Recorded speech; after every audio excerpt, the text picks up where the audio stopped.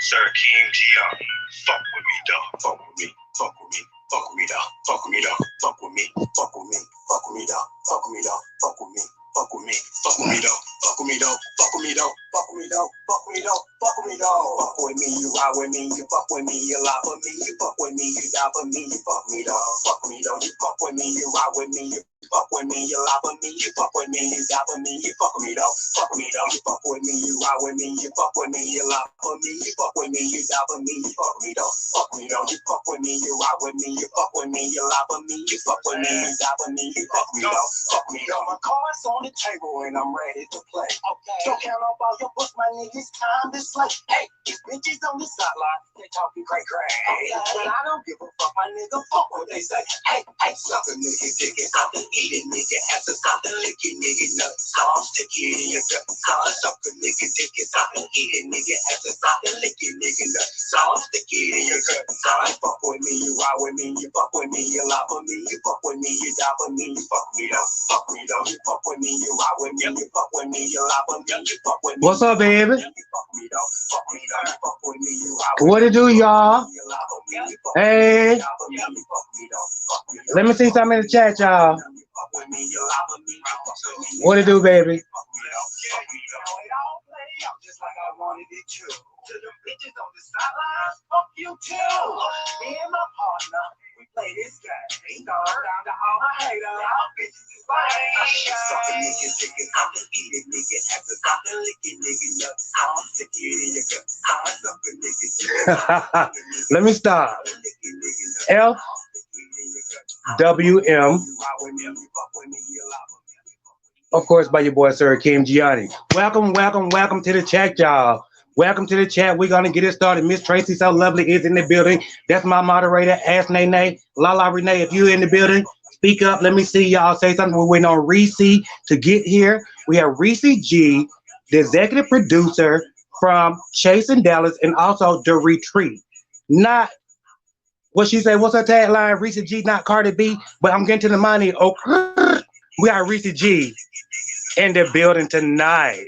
Yes, motherfucking man. We have executive producer from Chasing Dallas, Reesie G. I'm Reesie G, not Cardi B, but I'm getting to the money. Oh, in the building. What's up, chat? Make sure y'all subscribe. Make sure y'all comment. Tell a friend. We're going to have a great time. Make sure you guys like, share, comment, subscribe, and ring that bell for your notification. Again, we are going to be talking to the one and only Mr. Reesie G himself, executive producer from Chasing Dallas, The Retreat. It's coming up Wednesday. I have a clip and everything. Y'all stick around. We want to see comments. We want to see everything that y'all put in the chat. Right now, I'm not showing Reesie G as a guest. Hopefully he's here. I sent him the link. We're just waiting. We're waiting on Reesie G, but I do want to say to you guys, welcome to the Yellow Chair. I am your host, Sir Akeem Gionnie, giving you the real sweet tea. We have gonna have a great show going on tonight. Hopefully Reesie shows up. She committed to it. She saw the flyer. She signed off to it. She approved. Hopefully she show up. So we'll see. What's going on, comments? What's going on? Lala Renee is in the motherfucking building saying FWM. Y'all want some more FWM or what on Reesie? Okay. We'll do a little FWM while we wait on Reesie. We'll do a little FWM while we're on Reesie. Hey, Trace. Hey, guys. Y'all ready for a good show? Y'all, my moderators are in the building. Hold on, let me press pause real quick. My moderators is in the building. This is my one of my moderators, Lala Renee. Y'all speak to Lala. Show Lala some love. She's here to help keep the show going. Again, and also we have my other moderator, Miss Tracy. So lovely. Respect my show. I've lately been getting these trolls and shit. Want to come in and try to troll on my damn page, but this is not the page you're going to do that on. So Lala and Renee have my approval to block who the fuck ever they want to block. Because nobody finna come over here and disrespect my show, okay? That's not happening. What's up, Samantha? Oh, shit, Tracy. What's up, Samantha? Yeah, and if you're a bloodline, can I see some blood drops? If you're a bloodline, can I see some blood drops? You fuck with me, you lie for me, you fuck with me. Reesie G, where you at, boo? Fuck me, though. You fuck with me, you ride with me. And if y'all drinking, turn up. I ain't even got my wine glass tonight, bitch. My cards on the table and I'm ready to play. Okay. Don't count on all your books, my niggas. Time to slay. Hey. What do you mean? What do you mean, D-Lala? They are in blue, Akeem. Are you meaning my moderators? Is it something that I should do or something to prompt my moderators so people would know that they're my moderators? I mean, I'm still learning, so let me know. Tracy, Lala spoke to you. Samantha said, I'm drinking. Come on, Samantha. I'm drinking straight out of the bottle. Bitch, you better, it's your birthday in 3 days? Hold on. I can't even sing, Samantha, but guess what? I'm finna say happy birthday to you, bitch. Happy birthday to you. Happy birthday to you. Well, child, all of that. Samantha, happy birthday, bitch. Happy birthday, Samantha. Not that child, honey. I don't know what y'all saying, what y'all doing. Reesie G, where you at, boo? Come on, Lala, get it started. Reesie G, where you at, boo? Girl, I know she ain't ran from the interview. Reesie G, we need you in the building. Just like I wanted it to. To them bitches on the sidelines, fuck you too. Me and my partner, we play this game. Down to all my haters, y'all bitches is lame. Something nigga, chicken, something eating, nigga, after something licking, nigga, up, soft, sticky in your gut. Something nigga, chicken, something eating, nigga. Reesie G, where you at, boo? Yes, girl, we have been over here on over 7 minutes. Over 7 minutes, yes, you have to make them a mode. They will show up in the blue. Okay. They will show up in blue. I had to make them a mode, and they will show up in blue in your settings and add them so they can block and time people out.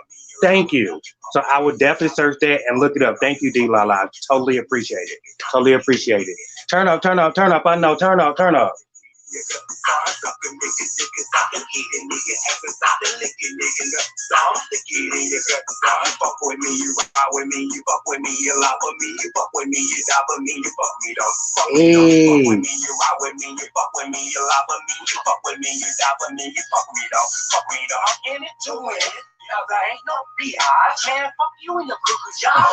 Y'all can know my whole song before I put it out. Y'all will be able to know my whole damn song before I put it out. FWM dropping Friday, February 26, 2021.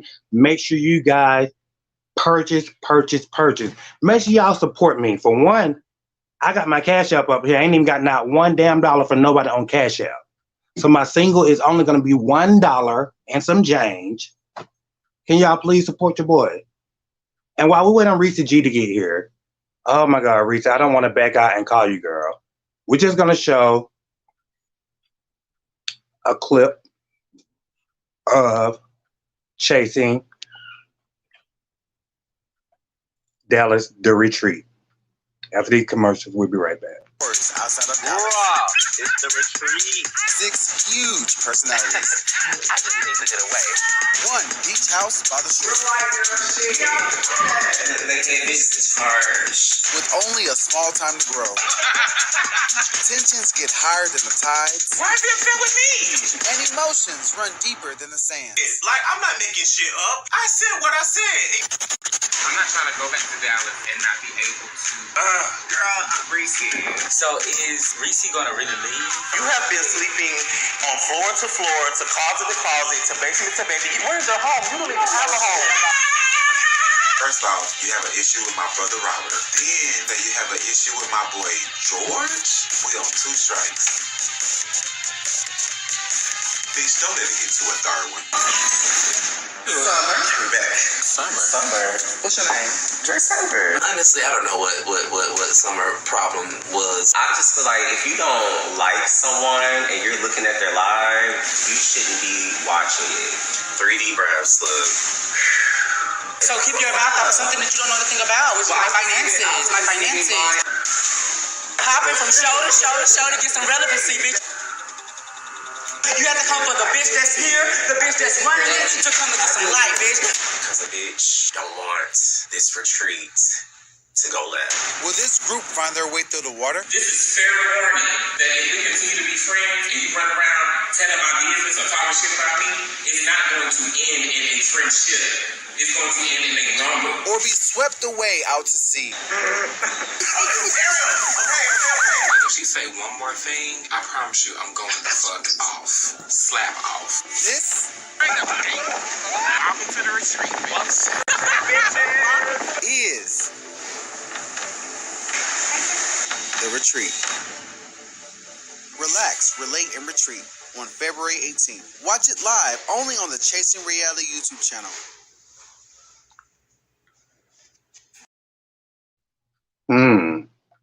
So what do you guys think? Chasing Dallas, The Retreat. Okay. That been shown, looks as if we do have our guest in the building. And as we bring in our guest, I want to make sure I tell you guys, check out Chasing Dallas, The Retreat, coming, yes, the 18th of February, this Wednesday. Set your clock. It's going to be on Chasing Reality brand on YouTube. So check out Chasing Dallas. Right now, as we bring Reesie G in, the bitch has showed up. Yeah, Reesie. I'm going to play a little bit of FWM just to get it crunk.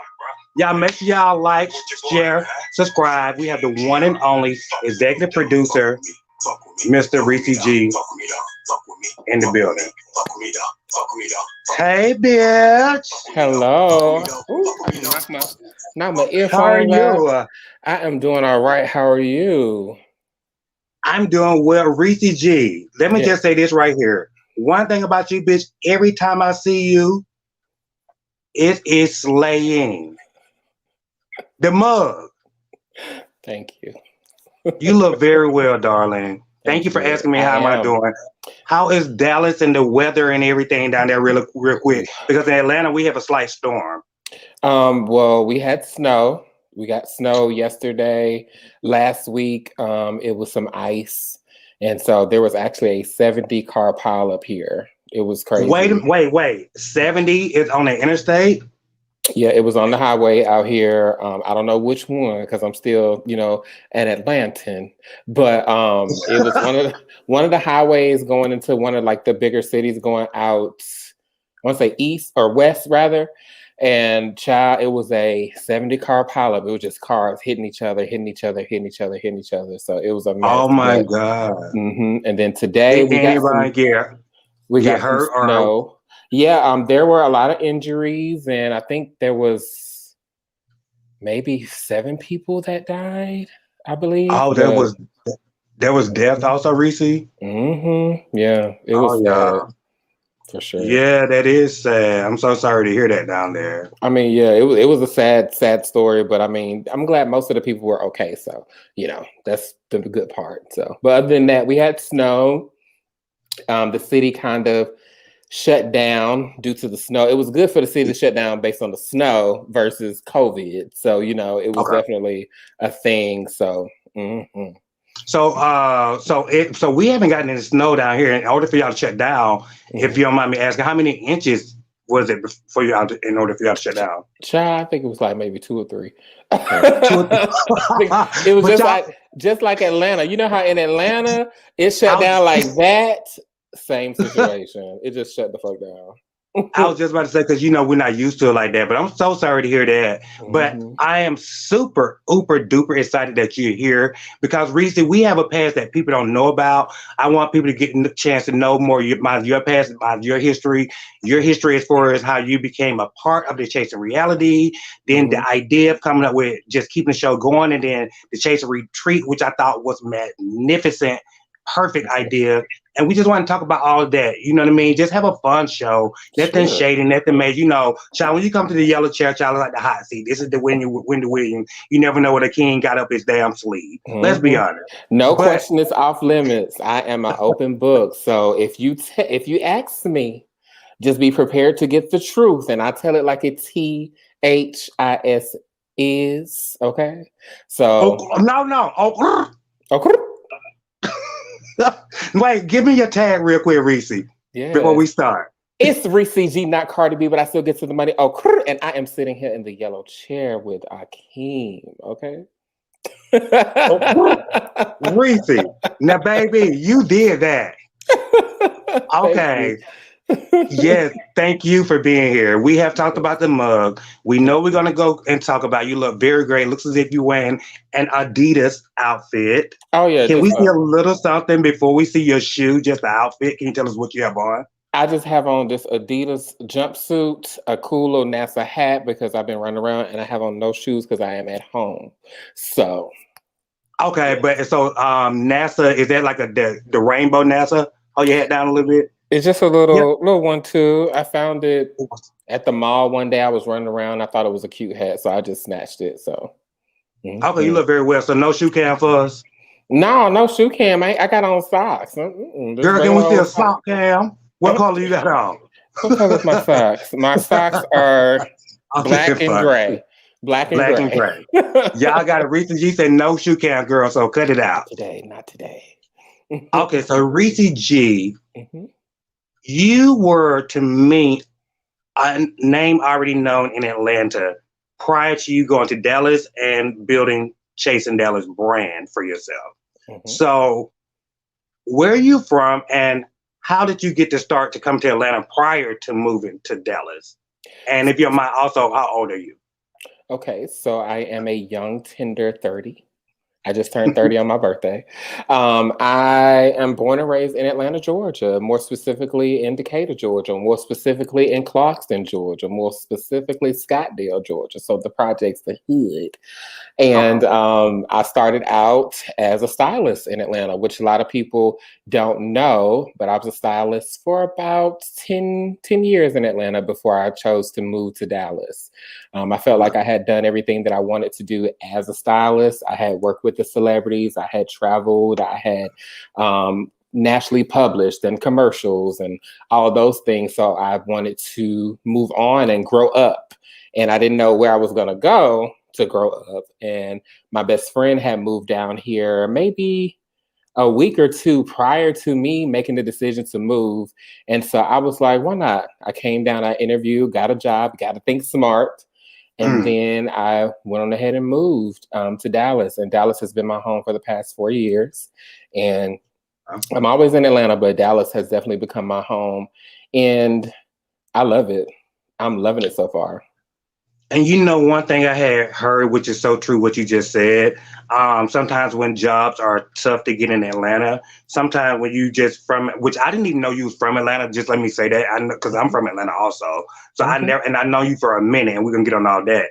But a lot of people, I even thought about, if I want to start these shows, I would have probably been in Dallas or either, because I love Dallas, Las Colinas, or either New York somewhere. But, you know, I'm in these shows. So I had to stay in my hometown where I started the show that I committed to. But with job, it was hard for a lot of ATAs when it's hard for us to get jobs.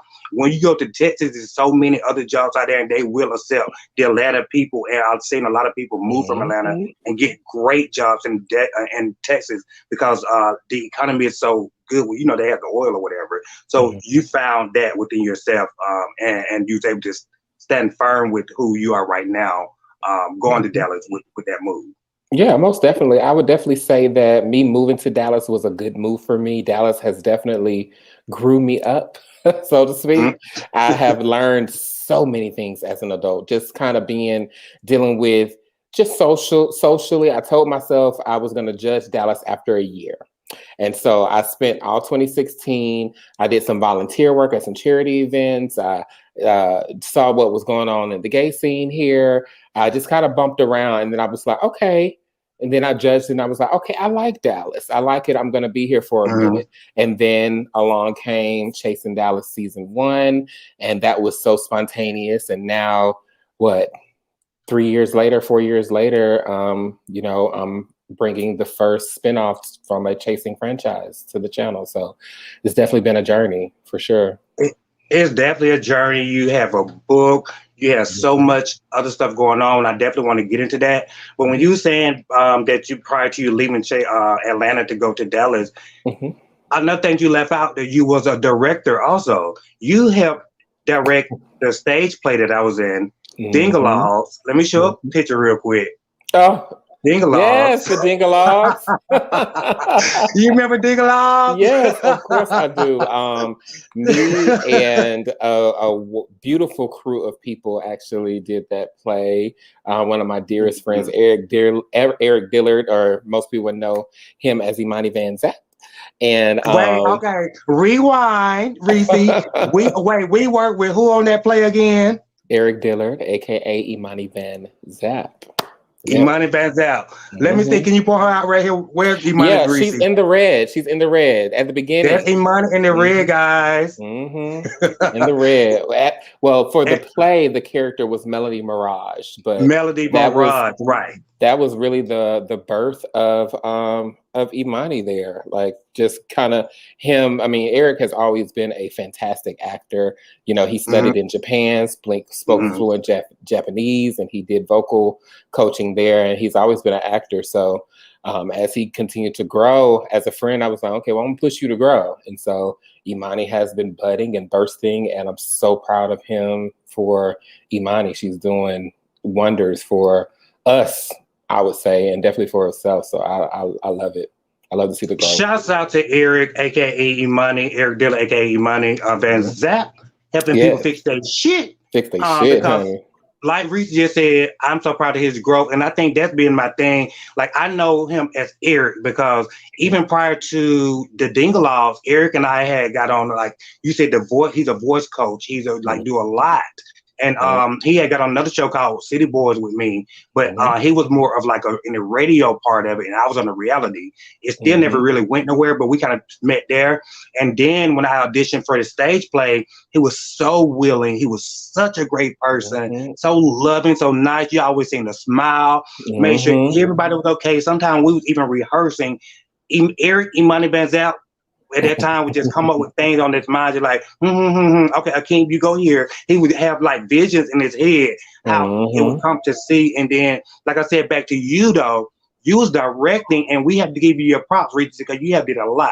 That's how I met you at that time. You remember I was dating this guy, and he wasn't in this show, and y'all had food or something. Every rehearsal, Eric Dillard, Imani Van Zant had food. Reesie organized and directed everything, but they had food for everybody. It was such a good thing, and the turnout was very good. We sold out. They wanted more night. It was amazing. When we beat out those curtains, we like, damn, bitch, it's big. So with that being said, I just want to give you your props on that. And I do have a little picture as well, Reesie, just because you was on there. Do you see you in there? God.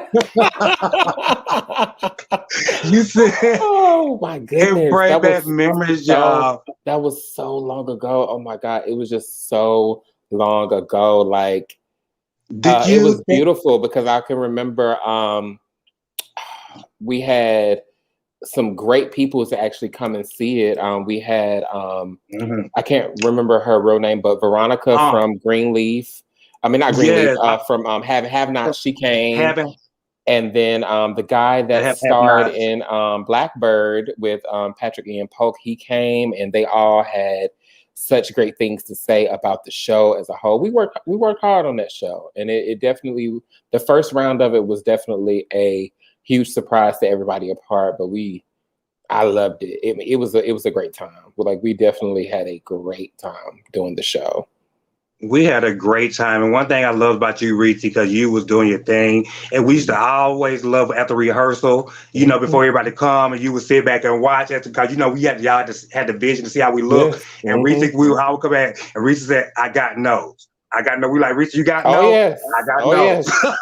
Yes. That means she had to correct us what we were doing wrong. But it was so good. Tastefully, of course. Tastefully. Yes. And everything worked out so great. And before we get out that real quick, y'all, I just had to show them that I was there too, bitch. This is a group of us that was in the Dingalong. I was trying to find you, Reesie, but I was like, where's Reesie in here? I think I actually took that picture, maybe. I wasn't in that picture, but I believe I actually took that picture, if I'm not mistaken. Yeah, okay, there's that group, and y'all. You see me right there beside Melody Mirage. Yep, right there in the front. That's us right there. Yes. Okay, so I had to just give you your props on that because I think you did so much and you deserve your flowers while you're here. And I'll tell you, just doing that right there, I never thought that we would be here or we at now. It's like we still had a dream. We was pushing. Like even myself, and Melody, Imani meeting at that time. We never known that we would be on chasing reality series or on YouTube like we are. We definitely. I would not have thought that. What was that? That was at least 6 or 7 years ago that I would be back sitting in the producer seat or sitting in the director seat.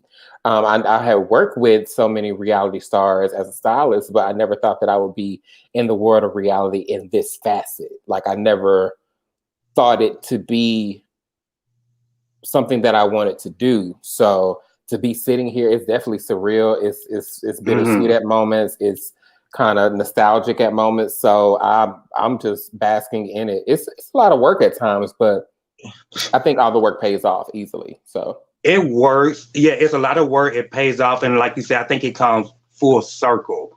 And so let me ask you, with directing, was that your first time directing a stage play or directing at all? Yep, that was my very first time. You did a great job playing that time. Did it give you like a bug? Did you feel a bug? For me, it was not necessarily about, I want to direct a play. It was because my friend, I always lead with love with everything that I do. And with my friends, if they believe that they want to do something, then I'm going to help my friends get to where they need to get to. So at the time, Eric wanted my help. And so I said, okay, well, Eric, I'm going to do whatever you want done. I'm going to do it. Like I designed the playbill with him. We helped add monologue. We did all the practices because my friend had a vision and I wanted to help my friend get to where he wanted to get to. And that's where I always pull from. Even with Chasing Reality, you know, me and Ondario have gotten really, really close. So my friend won 100,000 subscribers. So I'm better put out shows so we can get my friend 100,000 subscribers, you know? And that's what drives me first, because I see a want for my people, my brothers, my sisters. And then secondly, it's always based on who I'm serving. And right now with the shows, it's the community, the LGBTQ plus community in Dallas. So I definitely want to give them something to see and something to look forward to and just be an example, you know, of what you could be if you stay diligent and stay focused. So exactly. And I remember when Chase Atlanta season 1, you first came to, you were gonna do the reunion, and we had that meet up brunch, and I was probably one of the first ones there. And you gave me my props and said, like, one thing up at the King, he's always there. He can be on time. He gonna do what he got to do. And that's exactly what you said about yourself, and that's what I'm saying as well. So I want to give you that back to you, give you your props, because that's what you've done. So let me ask you, because I know you, when you came in and you was in Fair Game, you was interested in the show. What got you interested in wanting to come in? Because you did a great job when you did a reunion. Thank you. Like seriously, you did a great job. What gave you the interest in wanting to do that? And then from there, I guess, like you saying, that's when you and Dario really connected, and you had the idea, well, I'm in Dallas, let me do a Chasing Dallas spinoff or something. What gave you the idea, like, I want to get with this brand, and then now I'm connected, I want to have a spinoff in my own city? Well, what actually happened was, it didn't really quite happen like that. I had saw the show, saw Chasing Atlanta, and I was like, oh my God, I love this. Like, who is doing this show? And I just saw these two Black gay men, Ondario Abrams and Keevon Burns, they were doing this show, and it was so good, and it was all them, it was all love, and I was just like, oh my God, anything y'all need, let me know. I'm here. Like, I know I don't live in Atlanta anymore, but I am here. And then so when the opportunity came to host a reunion for season 1, I was like, yeah, I'm in. I'll fly out. I'm in. Let's do it. And so I went, and we had a great time. It was a little heat, but we definitely had a really good time. And then when I came back to Dallas, the idea was presented to me. So what about doing a Dallas show? And at first I was like, I don't know, that's not really my thing. I don't know. at the time I was very close with Premier, who was on season 1.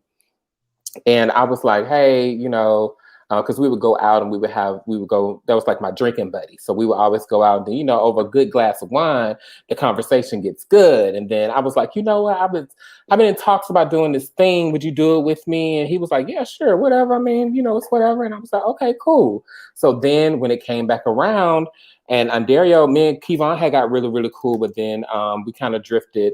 And then Ondario was like, okay, so what's going on with doing Chasing Dallas? And I was like, okay, let me give it a shot.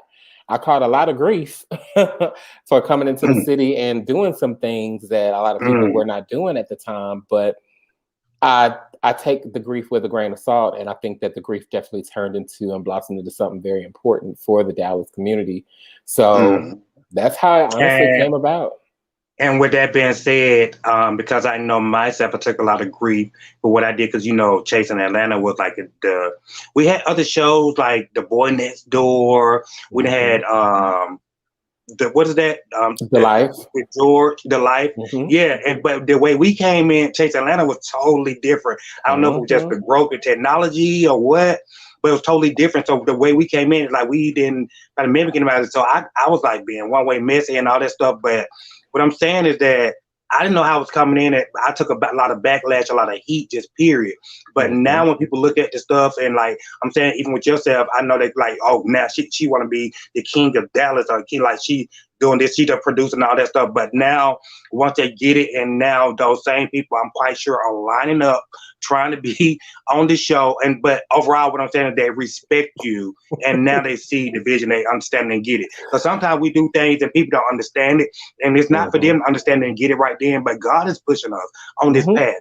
Sometimes it can be incorrect, or it may not be my best, but at that moment I'm trying to do my best. I know what direction God is leading me, and so whatever that direction is, I'm not allow you to derail me. You know what I mean? I hear you saying I take your grain of salt, but I'm still looking forward, because this is my path, and you may not understand it right now, but overall you'll get it, and I don't have to fight for that, because once God give you that path is yours. Right. Can't no one take it from you. I agree. I think that what God has for you is for you. What God has for me is for me.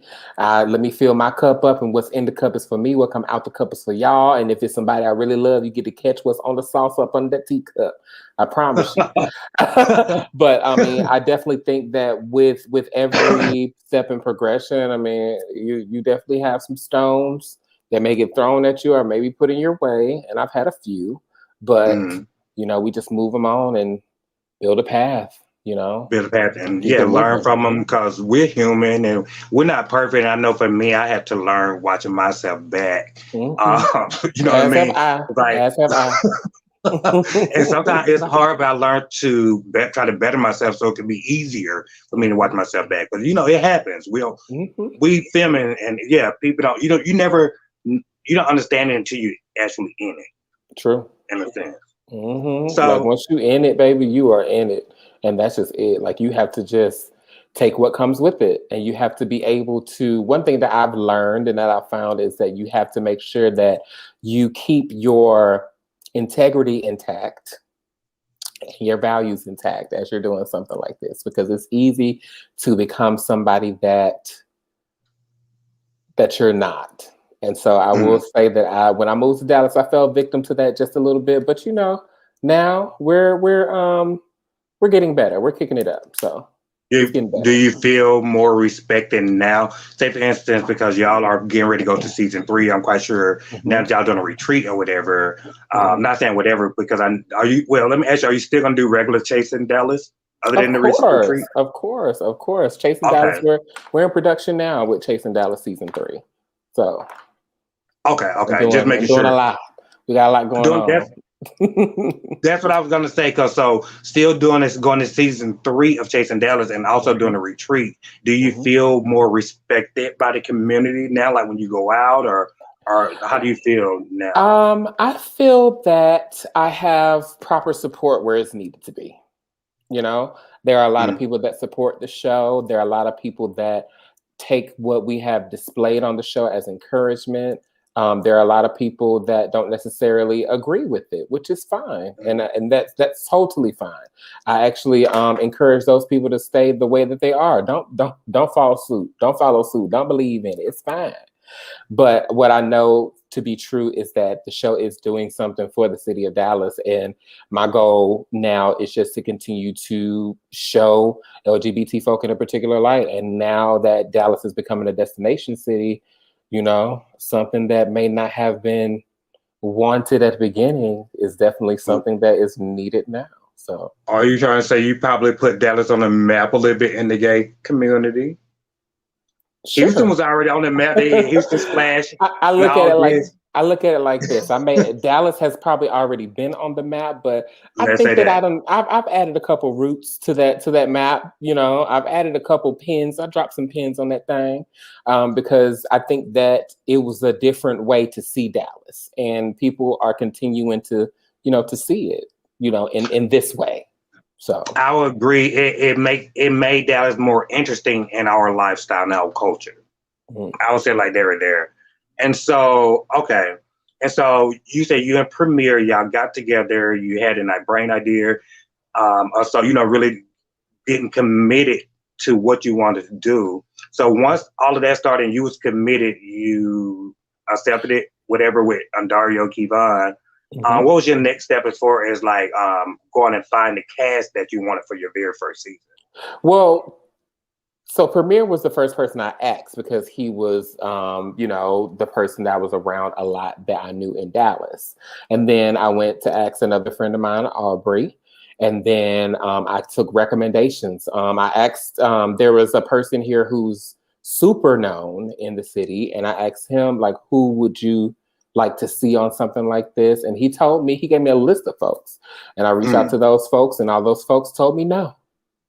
Well, they just flat out told me no. So I said, okay, well, since y'all told me no, and these are the people that people want to see, I'll move on with the people that are trying to get in bed with me on this thing. And so that's what I did. And then even with that, hold on. You say you move on with the people trying to get into bed with you?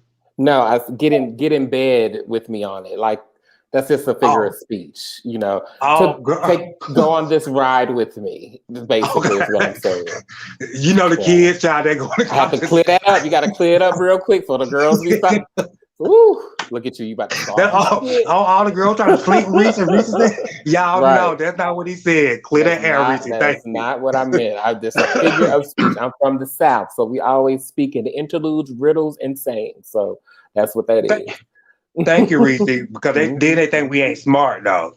But go ahead. But no, that was just pretty much it with the casting process. It was just all about. I met King Kane. I was just gonna ask that. And Kane, I met Kane in the event. He was dressed well. I was dressed well. I was actually nominated for an award at an award show. And he was presenting an award with another reality-based show that he was working with. And then he was like, oh my God, Reesie, I recognize you from Chasing Atlanta. You did the reunion. I was like, well, thank you. I said, I think I follow you on Instagram. He was like, yeah. He was like, I just love everything that you're doing. Keep it up. And I was like, well, I'm actually bringing a Dallas show. Would you be interested? He was like, yeah, I would love to. Let's talk about it. And then we met up the following week for Chinese.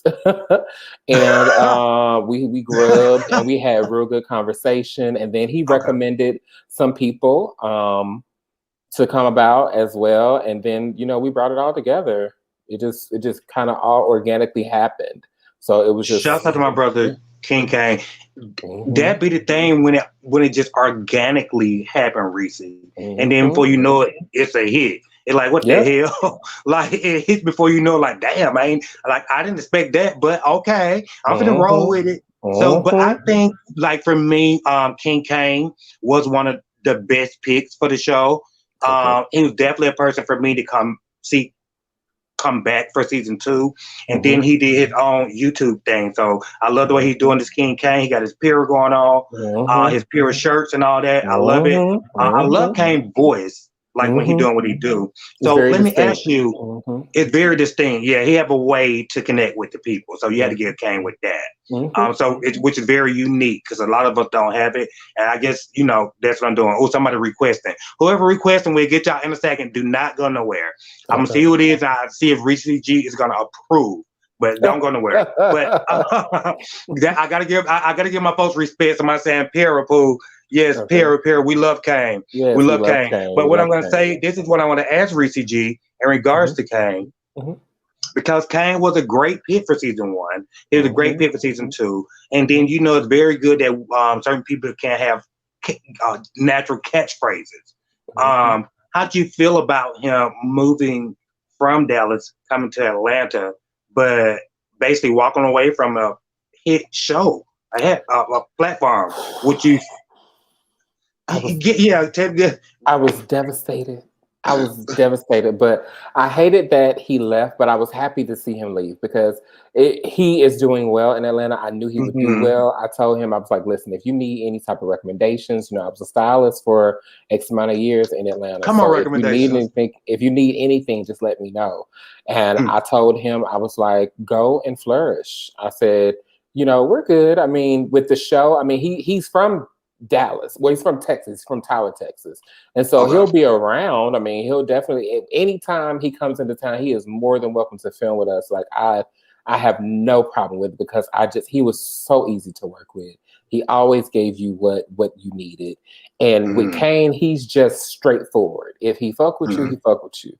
If he don't, he don't. He don't have to deal with you personally to deal with you professionally, which I like because we had a little riff, but he always stayed very professional, and he just knew this is what he wanted to do for his brand, and he wanted to get ahead. So I can only respect a man for that, and simply that's it. Like, I mean, if you're trying to get ahead, I'm gonna help you try and do it. Period. That's just a pure.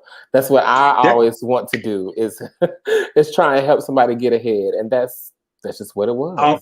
On Pure Pool, and I totally appreciate you saying that because it's almost, and then because people don't understand this is work, this is a job, there's a lot of energy goes into it, and you've been an executive producer, like you said, you would get him recommendation because that's big. This is a job, you know what I mean, and you want to see that person.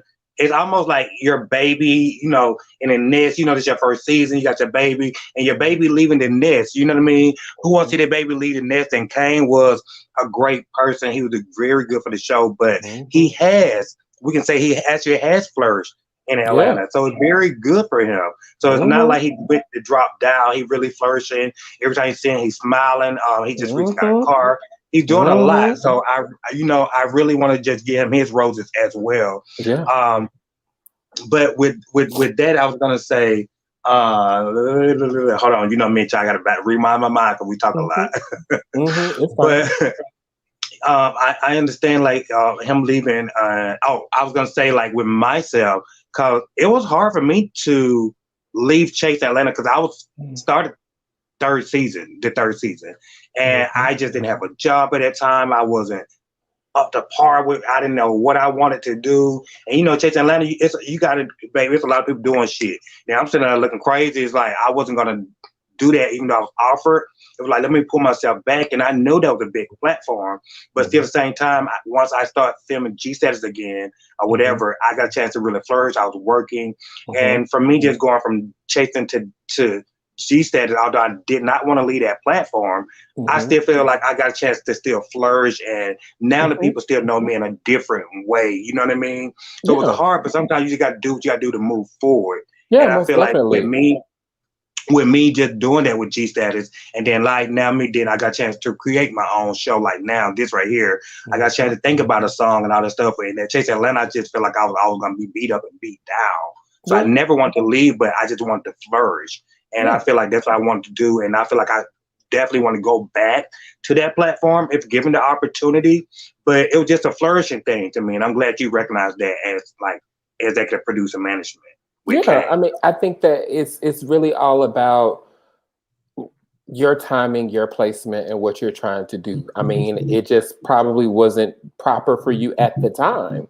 And then you took some time, and then you went over to G Status, and then now it finally clicked for you. Oh, this is what I can do. This is how I can do it. This is where I'm going. So, I mean, I think that with every platform, definitely always take advantage of it. Me and KL Allen go way, way, way back. So I support him we go back years.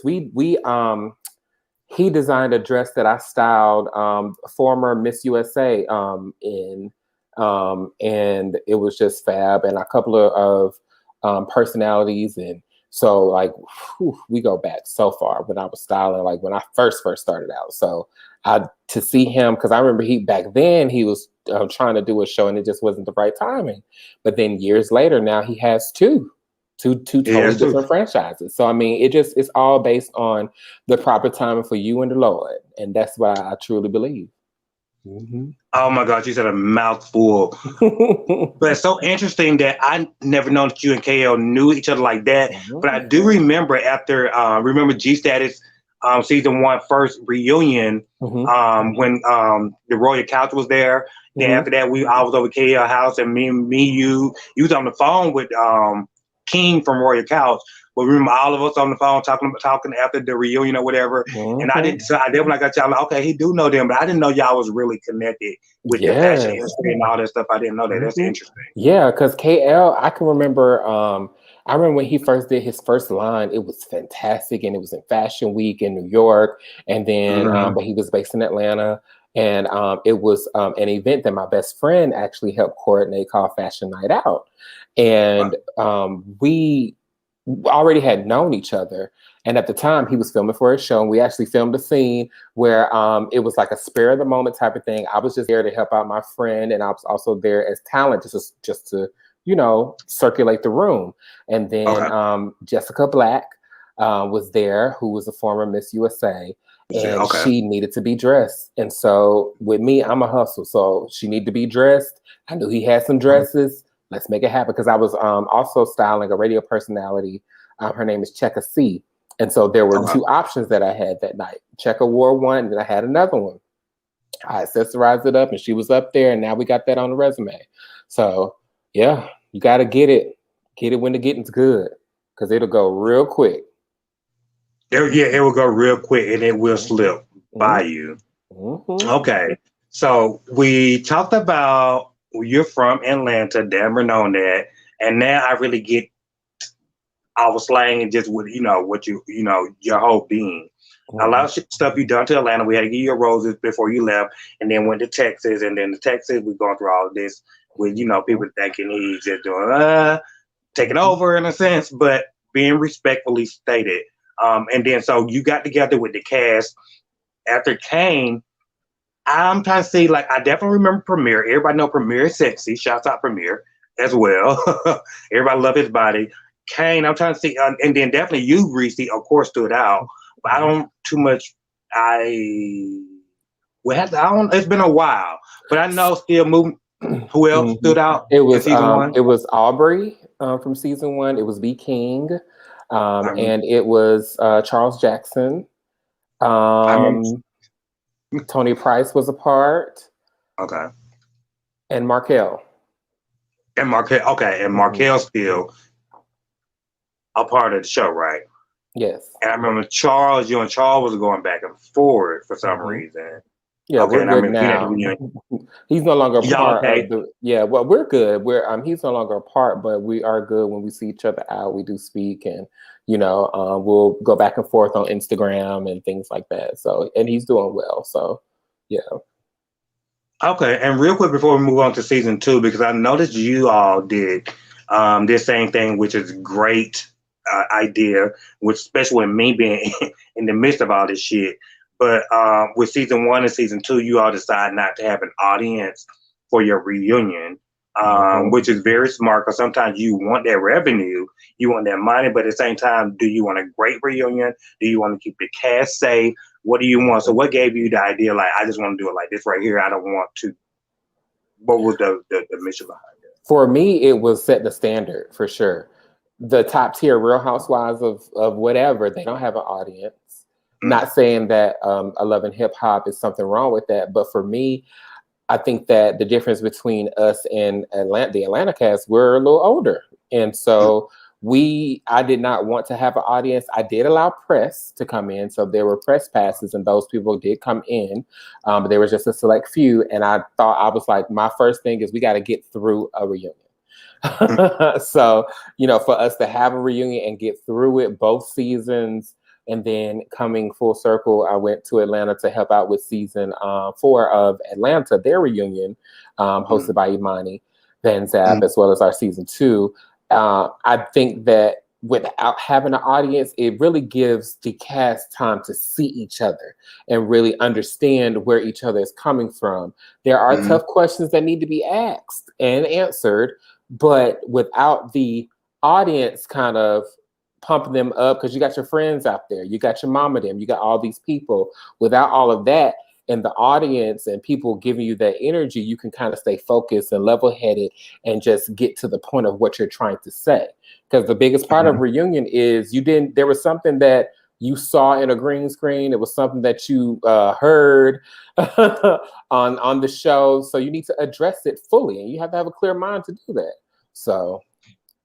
Yeah, and that's a great idea. And with that being said, because this is actually the first season that Chasing Atlanta actually had a season without the audience.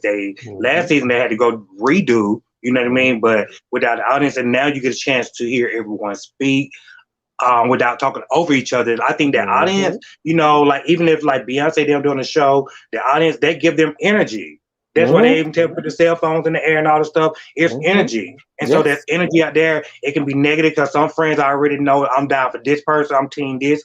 I'm team that. And it's all the energy out there. And then people know they got their backup or they got an entourage out there. They're going to talk shit extra because, you know what I mean, rather than just going on about the reunion or going about the show.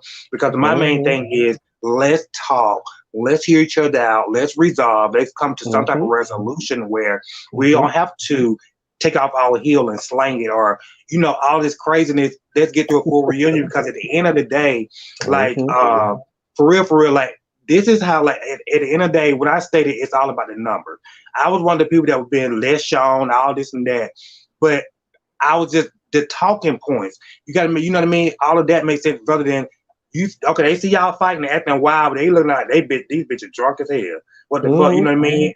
But they remember the talking points or the catchphrases and all that stuff. Not that I try to think of that, but I think like just the conversational piece is what I'm saying. Let's hear each other out respectfully. Let's actually get to the resolve of the issue. And the audience, I think that was just what I'm saying. That was very, very great for you to do, and I'm glad that you was able to bring that to season 4 of Chasing Atlanta because it was needed. And I think it was one of the most valuable reunion that they had. And guess what, Reesie? These girls finally felt a tear on this reunion. They ain't never did that. So they came to a level of respect, understanding it was a grounding. So thank you for being there. Like, who want to keep seeing this damn fighting? You're not going to get nowhere. We busting each other upside the head. Like, okay, I don't want to talk about all that, but okay, you get what I'm saying? Yeah, I mean, when Dario asked me to come and help with, I told him, I said, well, girl, I'm coming to Atlanta. I got some work out there. So I'm going to come and I'm going to help you with the reunion, period. Do you want to do an audience? No. I said, okay, great. I'm Dario went down for it? No, he was not. Dario was like, girl, I do not. I want to get through a reunion. We are not having an audience, even though, you know, ticket sales, the money is pretty good. But, you know, it's more so for me why I didn't have an audience season one coming out. It was like, I definitely could have made a lot of money, but the integrity stood out more for me. And the integrity always stands out. And it does become a little trying being on both sides of the camera, but it's more so about the integrity first than just simply putting out something just to put it out. Definitely respectfully stated. And I love what you just said. It's a little trying being both in front of the camera and behind the camera. Because, you know, for me, I'm an executive producer with G status, but I always consider myself a cast member first before G status. Before the EP. And I say that because, of course, we fighting over the credit, of course. But I make a lot of decisions, and I'm behind the cameras a lot of time. And but one thing happened, I don't see anything. I only see none of the show before everybody else see it. So if anybody see anything about me, whatever, then fine. I like to authentically see it back, so I know how to respond on a reunion. I know I've seen over the time that people feel like, why is Reesie G and an EP and on the cast? I feel like he just should back away and be an executive producer. but I've found you as equally both as good. I mean, personally, like even like when the scenes come or when the themes come, like say for instance, even King Kane, dominatrix thing or whatever. Reesie G came out with butt cheeks out.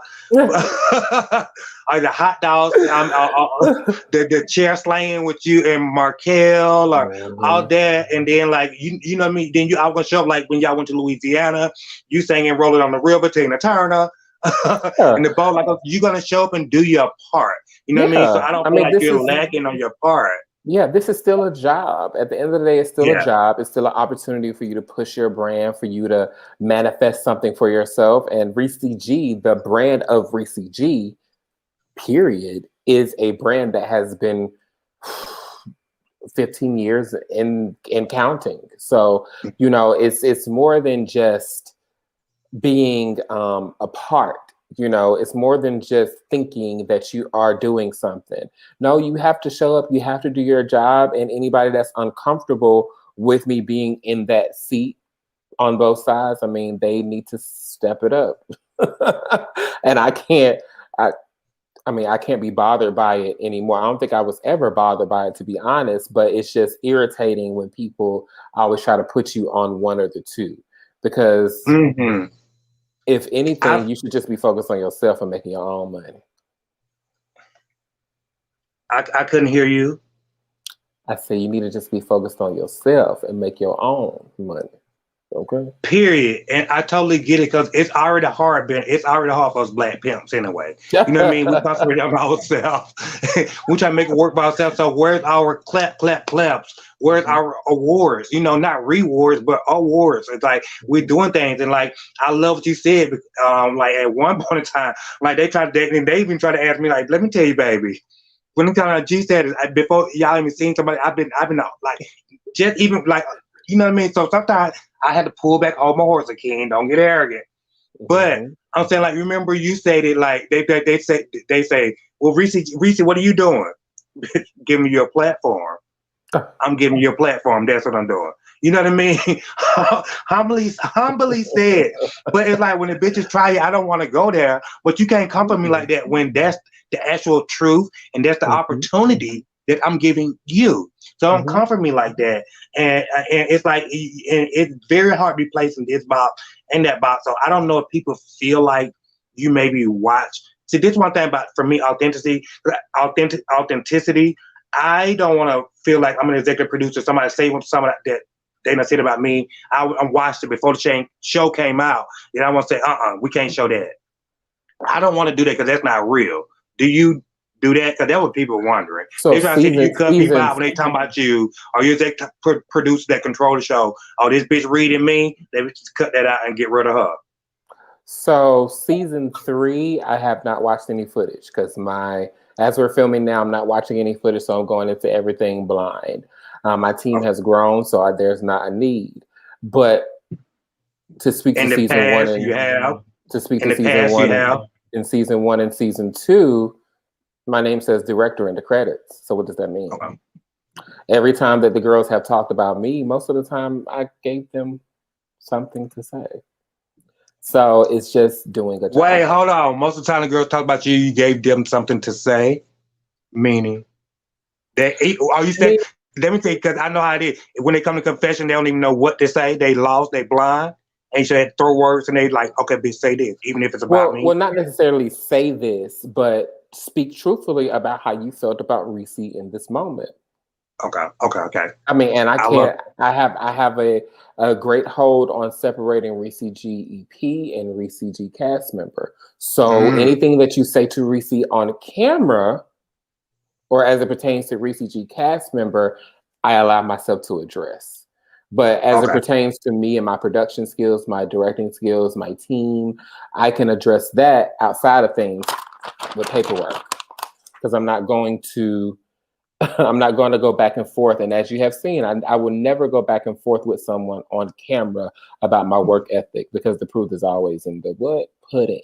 So that's not something that I'm going to do on camera. I'm not a thank you for your services type of girl, even though I could be, but I'm not. I'm not a thank you for it because it does me no good. Because at the end of it all, we're on a platform for LGBT folk to progress, and me cutting you out is taking an opportunity away from you for what reason?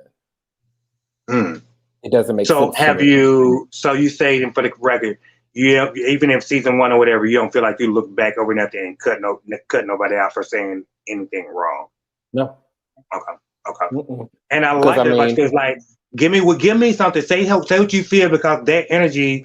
That's why I don't want to hear, because it's like whatever you. Once I don't watch it back, it's like, see, you had the opportunity to do that, but I get it for you. This is your baby. You're birthing this baby. So you had to do what you had to do at that time. You know what I mean? But then respectfully stated, this season, season 3 coming up, when you do it, I know for me, it just give you a chance to be more authentically, like when those bitches when you see what they saying on the TV show, when you ain't seen what they don't see in the green screen, and it make you feel like, okay, but now when the reunion comes, I'm gonna let your ass have it. Right. You know what I mean? It just gives a different set of energy. Right. For me, it's not about me trying to, because listen, as y'all, I can read for days.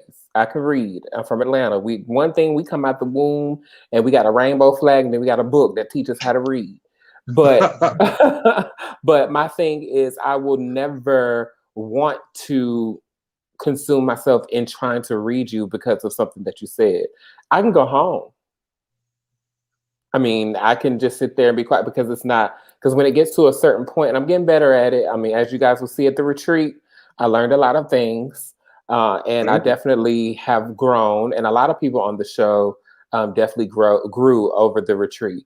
But my main thing that I learned the most with even just being in Dallas is that some arguments are not yours. Some battles are not yours. So when people say things like, I don't know, they talk about the way I dress, or the way I look, or how much money I have, and all this stuff. It's like, I come home and that light still come on. I put this on because I like it for myself. And when I have to deal with me at the end of the day. So that's what all that really matters, is me. And so if you have a problem with it, okay, that's fine. Don't be disrespectful.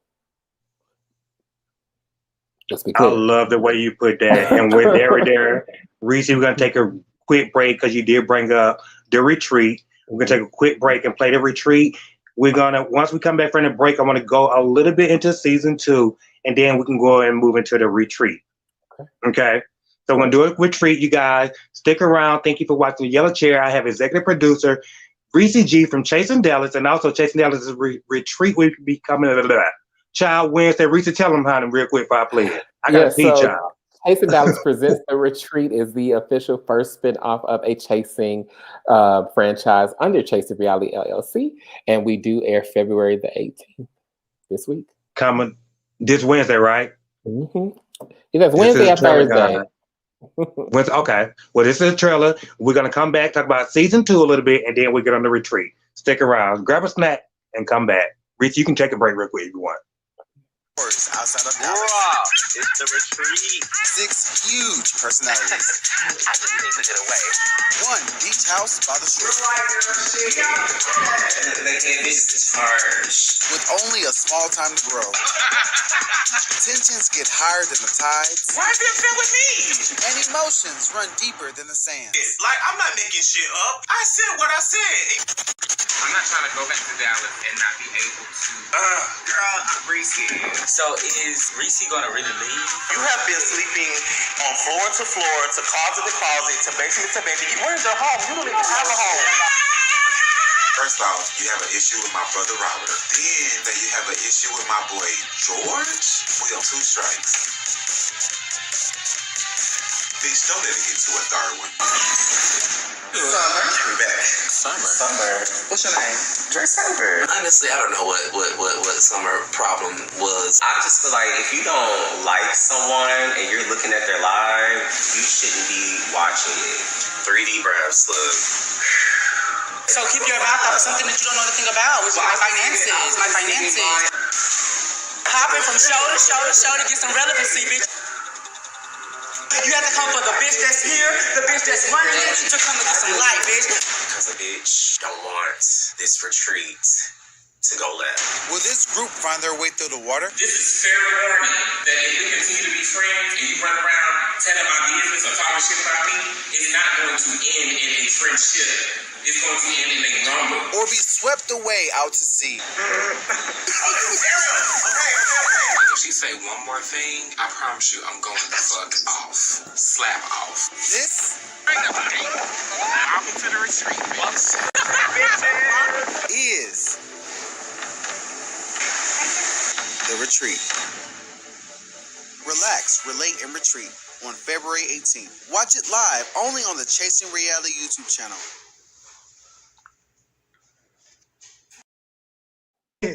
Bitch, I need a contract right motherfucking now for the retreat for next season, bitch.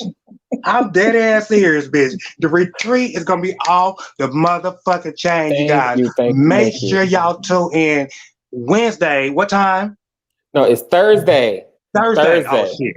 Yeah, I'm thinking Chasing Reality. Thursday is the 18th. We air at 8 Eastern, 7 Central. 8 Eastern, 7 Central, Thursday the 18th. Make sure you guys subscribe. It's going to be on Chasing Reality website, but Chasing Dallas, the retreat, is going to be off the chain, child. They got this person, child, look like, I thought what his name, April Fool's, November, what's that? We'll talk about it later. I'm sorry. Dre Summer. It's that beer for me. Oh my God. Reesie, I already see they going in, but I'm not gonna go too fast. Y'all, I just want Reesie to go ahead and give y'all a little bit of his tagline one more time. We have Reesie G in the building, the executive producer from Chasing Dallas and Chasing Dallas The Retreat. Reesie, give me your tagline one time, boo. Well, it's Reesie G, not Cardi B, but I still get to the money. You are watching The Yellow Chair with Sir Akeem. Yeah. Bitch, I love it. See, that's why I fuck with you. So okay. Okay. So season 2, you guys, and before I go there real quick, didn't Chasing Dallas season 1, did y'all win the NYSP Award of the Year? Was season 1, season 2? Season 2, I think maybe it was. Season 1, we won an award. And then the show in general won Best YouTube series here in Dallas. So there's a gala, the LGBTQ gala here, and we won an award. So we are an award-winning show, award-winning franchise. Award-winning show. Yeah, they are. Yeah, congratulations, Chasing Dallas. Big props. Yeah. That's big because, you know what I mean? It is for us to even stick around. Like I said, those other shows didn't stick around like that.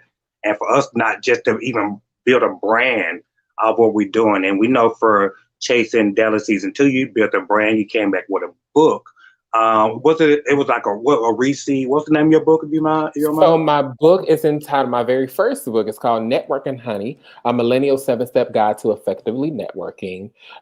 Throughout my career as a stylist, I only got my clients through word of mouth and getting out and about. So I lay out 7 easy steps on how to properly network and push your career to the next level, because I do believe that networking is the nucleus of having a successful business. Because if people don't know about your business, then there's no way for people to find you and utilize your services. So you definitely have to get up, get out, and network. You have to. You have to. And Reesie said there was 7 steps, guys. It's a 7-step book, a 7-step guide to get out and networking, because you have to do something. And networking right now is the way of life. It's the livelihood right now. If you don't find that connection, then it's almost, it can mess. If you can build monetary that way, or you cannot build wealth that way. But so how can we find that? Is it still available anywhere?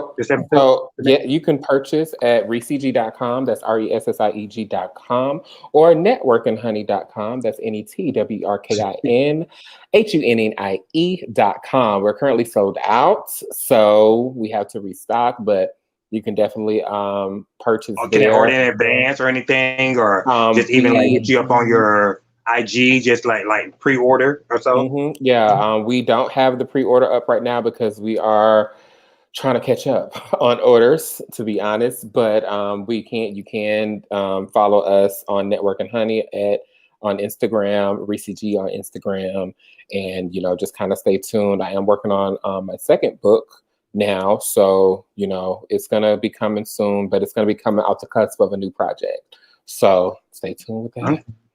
Okay, congratulations in advance to your second book. Thank you. Appreciate you. Yes, right. So, season 2, Chasing Atlanta. I'm oh Lord, Chasing Dallas. I'm from Atlanta, but season 2 of Chasing Dallas, I feel like bringing whomever that you brought back from season 1, and then bringing in the new group of people. I thought it was a great mesh.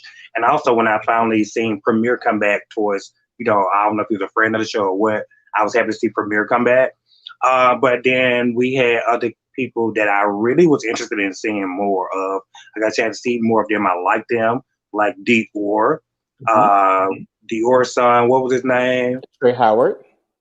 I love Trey Howard. Trey Howard was a mess, a hot mess. I feel like he was totally disrespectful to Reesie G at times. I was like, little boy, let me prop you across my lap and spank you for doing Reesie like that. He was entertaining at the same damn time, like a little brother just get on your nerve. Yeah, I would say I definitely, as you guys would see on the retreat, me and Trey Howard have definitely developed such a beautiful budding relationship. I consider him to be like a little bro, a little sis. And I think that he was just very passionate about his brand. I mean, because, he's a stylist as well. And we have a lot of similarities that we share that you guys will see season 3. But we have tons of similarities just coming up as stylists. And I think that he, as was I at his age, was just wanting to be heard and respected for the hustle, by somebody else that's been in that place and that's been in his shoes before. And so there were some conversations I should have had last season, but the conversations have been had now, and we're better moving into and from the retreat, and then moving into season 3 for sure. So I'm excited for y'all to see us, me, and actually Dior as well, and then of course my girl Ariel. I have gotten extremely close over the course of filming, and we've hung out genuinely outside of filming. So, I can tell that now once I watched the retreat trailer that it seemed like you, Ariel, Trey Howard, Dior, y'all have more understanding, a closer bond now prior to them first coming on Chasing Dallas, because Trey, like I said, Trey Howard was disrespectful at one point in time, and then even with Dior, they felt like they were trying to record you and as a producer trying to set them up and all that crazy stuff. So I'm glad to see that you all have grown. I love everybody look at the reunion, and even when you and Dior had y'all little mini back and forth. I don't think it was an argument. I just thought it was like y'all trying to get their understanding, trying to get y'all's feelings out or whatever. Y'all was heated. But then at the same time, like you said about Trey Howard just wanted to be respected. He was young. And that's mostly what he was saying at the reunion. Like, why am I even sitting back here? It was like he felt like he did a lot. He's a stylist. He thrown an event. He just basically wanted to be seen as an equal at that time. And that's what I got from him. And I'm glad that you all was able to find common ground. And I kept saying, I think I probably put in the comments a couple of times, I don't want to see Trey Howard go, because at one time I thought you was going to let him go. Y'all went through so much and y'all talked and still went crazy. I was like, I don't want to see him go because he's entertaining. And Trey gonna say some funny shit. It's like a little brother, bitch, let me just let him have that. That's him. He don't go off the ring, but he's just passionate. I said, for me, I don't mean to cut you off, but for me, casting is the toughest. Casting is the toughest part of any production, because you have to make sure that you're getting the right people. Going into season 3, I did not want to recast at all. But of course, we had someone not follow the correct protocol to come back for season 3. And then, of course, Kane left and went to Atlanta. So we had, some spaces to fill. Yeah. And so I think that we have done that properly as a production team. But did you replace 2 people? Did you replace 2 people? Yes. I mean, two people have been replaced. Yes. So other than Kane replacement, Well, the next one. it kind of broke up a little bit. What you say? Okay, Kane is one of the replacement. Is George the next one? It is No, George. George is not. No, I George is like still George. around. Okay, I like George. George is entertaining. George is funny for real. George need to be around. I can see you in court. George being cute. No shade. No shade. Yes, you can see us George is doing handsome. what? Being a cute couple. Y'all can be smacking each other on the lips. George is handsome. He got something going. I would tell you this. George is a very handsome man. When I first met him, being having my own Blanche Devereaux bone in my body, I'll tell any man that they are handsome if it's a fact, and it is definitely a fact. But with me and George, it's kind of like seeing out of throat, seeing out of chest, seeing nose to nose. It just. And as you guys will see, so you feel 3, like it would be a battle, like you had to go back and forth with George all the time. I'm not a going back and forth type of person. So not in a relationship. Most definitely no. Like with me, right. It's like you don't want to go back and forth with me, especially in a relationship or dating or what have you, because if you push me to that point, I'm gonna hurt your feelings. Like I'm going to hurt your feelings, and then once I hurt your feelings, it's gonna take you to come back. And don't let us be in the same. Like I've never lived with a man or date. Like I honestly have never been in a real relationship. Like I never have called anybody my boyfriend, so to speak. I've dated, but I think the longest period of time was my last situation. But yeah, I'm the type of person I would just leave the house and just go, and because I'm not finna have. When I come home, I need peace. I need peace in my home. So I'm not right. I'm from the South. I'm old school, so I need peace in my home. So right, George type person. I just flirt with you on the show. You might use a mind stimulating, but girl, I feel like I wouldn't have no peace in the brain with you, bitch. Laying around, bitch. You want to read all day. You want to talk all damn day, girl. I might be trying to want to read a damn book or write a damn book. With George, I will say this with George, since we're here, because like when I first met George, he was very, very cool, and then. We had a little spat filming the season, but then we mended it. But then it was just always kind of rocky. But then I definitely extended an olive branch to him by inviting him to the birthday dinner that I threw for Markel. And he came. I was surprised that he came. So I thought that we were, good. And then I wasn't invited to his birthday party, but I did send him a gift. Just out of because I thought we were cool enough, because I just want to, for the sake of 2 friends in my life that are cool with his clique of friends, I was like, let me make a conscious effort to fix this. So what better way than to send a gift to a birthday? But needless to say, you guys will see how that plays out on season 3. I'm not surprised with how it played out, but we're still filming, so who knows what may happen from here. Okay, I was about to say, so I want to add definitely a question in regards to who's still here, who's not here, in regards to cast. But so, yes, season 3, you already started filming, but y'all haven't completed, but y'all already have started. Yes, we've been in production for about 6 months now. Oh, y'all hear that, guys? So get excited. Chase and Dallas has been in production like 6 months now, so they're in the middle of doing everything, and you know how it goes. They'll be coming out soon. They'll drop blue before you know it. So with the rest of the cast, we know George coming back. George will be very great as well. So Markel, because y'all had a friendship, and we've seen y'all like the Kim Nene type of friendship thing, and I'm like me and Dre Simber type of thing. We get along, we love each other. But bitch, you read, I'm gonna read. But then we come around like we may have to talk to move forward. How are you and Markel?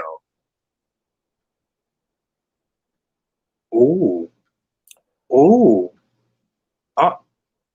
Me and Markel are humans on the same earth. And with every advancement with age comes knowledge. And as I move forward in my life, when you know better, you do better. Is Markel coming back? Markel has been filming. They want you to woo-saw with Markel. They said woo-saw. Reese need to go. Y'all want Reese to go? Look, girl. Wait, hold on. Real quick, I gotta read this, Reese. Randy Watson said, Akeem, Reese is processing the question the whole time you was asking it. Yes. I mean, they're just, you know, I look at it like there are things that you do and then there are things that you don't do. There are things that you say and there are things that you don't say. And when it comes down to friendships, I treat friendships very seriously. You know, there's one thing with saying we're friends and all we do is go out. You know, we go out, we drink, we party, we tip strippers, and you know, we go and eat. That's a social friend for me.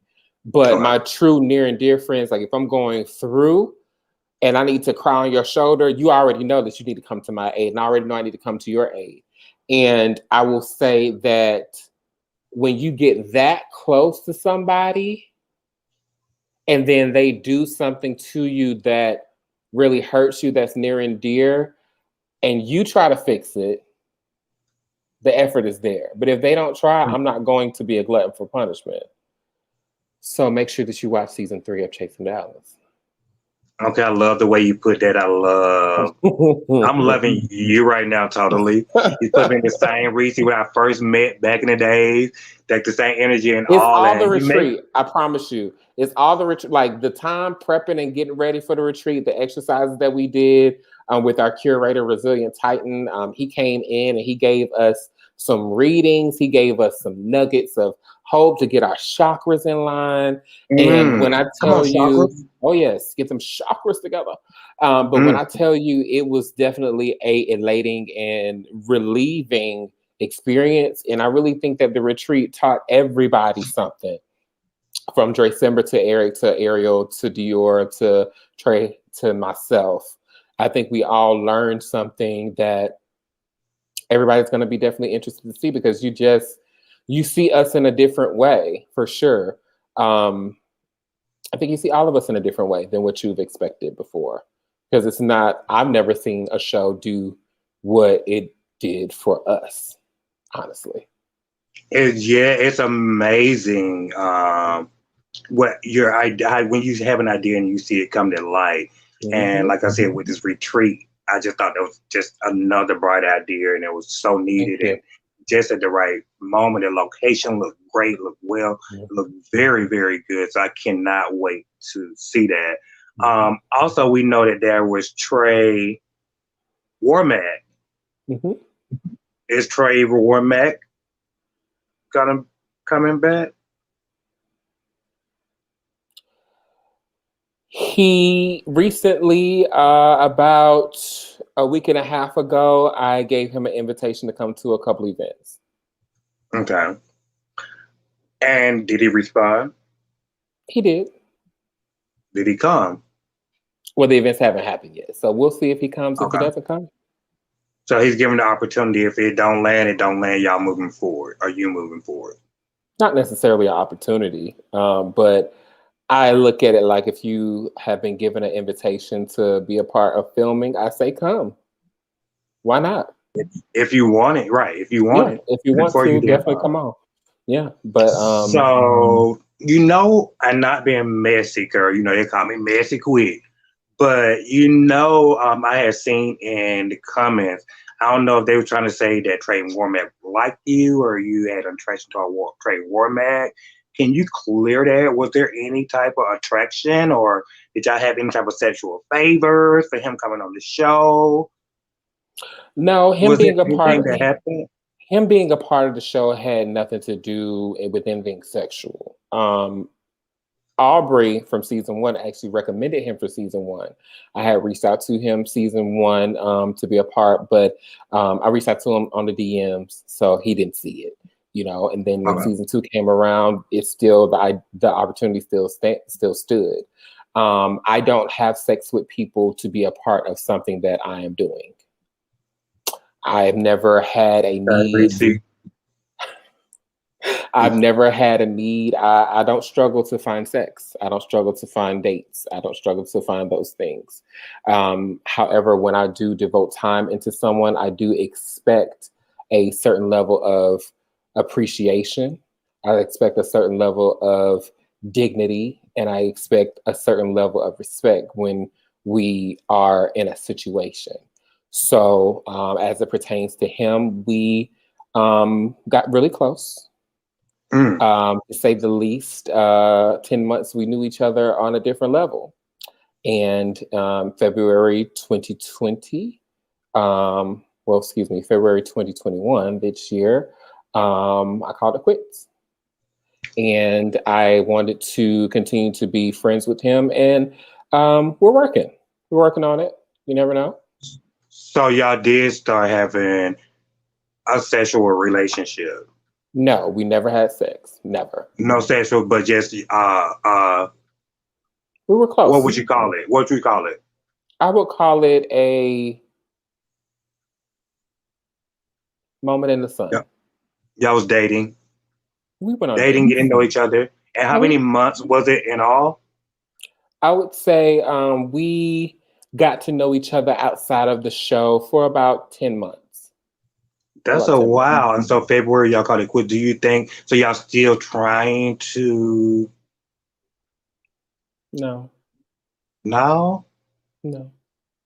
I'm sorry to hear. How are you feeling about that? Are you okay right now, though, with that? Oh, yeah, I'm fantastic. Okay. Again, the retreat. The retreat, definitely. I went and I released a lot of things. You know, I mean, for me, when it comes down to dealing with people on a personal level outside of business, you have to be very cautious. You have to be very strategic with your heart, because your heart is very valuable. And you have to understand people outside of perception. And so for me, when it comes down to Trey Womack, he is who he is. I am who I am. And I wish him nothing but the best. Oh, wow. That's a lot being said. So, yeah, Reesie, wish you nothing but the best. Trey Womack, we like you. I want to move forward, get off him in a second. But I'm so happy you was able to move forward. And one thing about because I know when I just spent that much time with somebody, it's a little hurting because it's like I gave you my energy. But then when I know I'm just doing me and I put my work into it, then I always have my work to come back to. That revises me and give me the energy of who I am and why I'm still here. And I'm not gonna allow, I love you, and but I can't allow it to take control of my brain, my mind, my feelings, because I still have a destination for myself and I have a dream. And my dream ain't sitting around crying about nobody. You know what I mean? I agree. And, I think that emotions are definitely warranted when you have a relationship with people, whether that's friends, whether that's romantic, whether it's family. You definitely, if you relate to someone on a particular level, then you have to allow yourself and give yourself permission to have these feelings so you can learn from it. Right. Exactly. I will say with every experience, I always learn. And that situation taught me a lot. It taught me a lot. And it's still teaching me to this day, because it's not over, as far as backlash or comments or opinions. It's not over. They always come. Opinions are like assholes. Everybody got one. I just need to know if it's a big one or a small opinion. Hello. Okay. Hello. Okay. Okay. And I love the way you put it, respectfully stated, because it's like, we just go through a lot as human, period. Everybody needs love. Two heads are better than one. And sometimes we give it a try. If it may not work, it may work. Let's give it a try. If it don't, then we're able to move forward and move on. And so before we move forward and move on, I want to also ask you about, it's a second Aubrey. Ain't this the film name? Is Aubrey, what's her name? Because we see on the retreat. Ariel. Okay, so Ariel. So she's definitely coming back, and we see on the retreat, starting the damn fire. I want to know what's going on. They're like, Ariel, that's what's up. She over there just flaming, bitch. Well, that was a part of one of the activities that we did during the retreat that was headed up by our curator. So y'all will definitely see Ariel in a different light. I think that she came into the brand bearing all from jump. She was not afraid. She's a hard worker. And then for her to be, because we went to the Boulevard Peninsula, which is about 5 hours away outside of Dallas. So we went away to get this healing that we needed. So you definitely see Ariel let her hair down in a way and just have fun, because I do consider her to be a good sis of mine.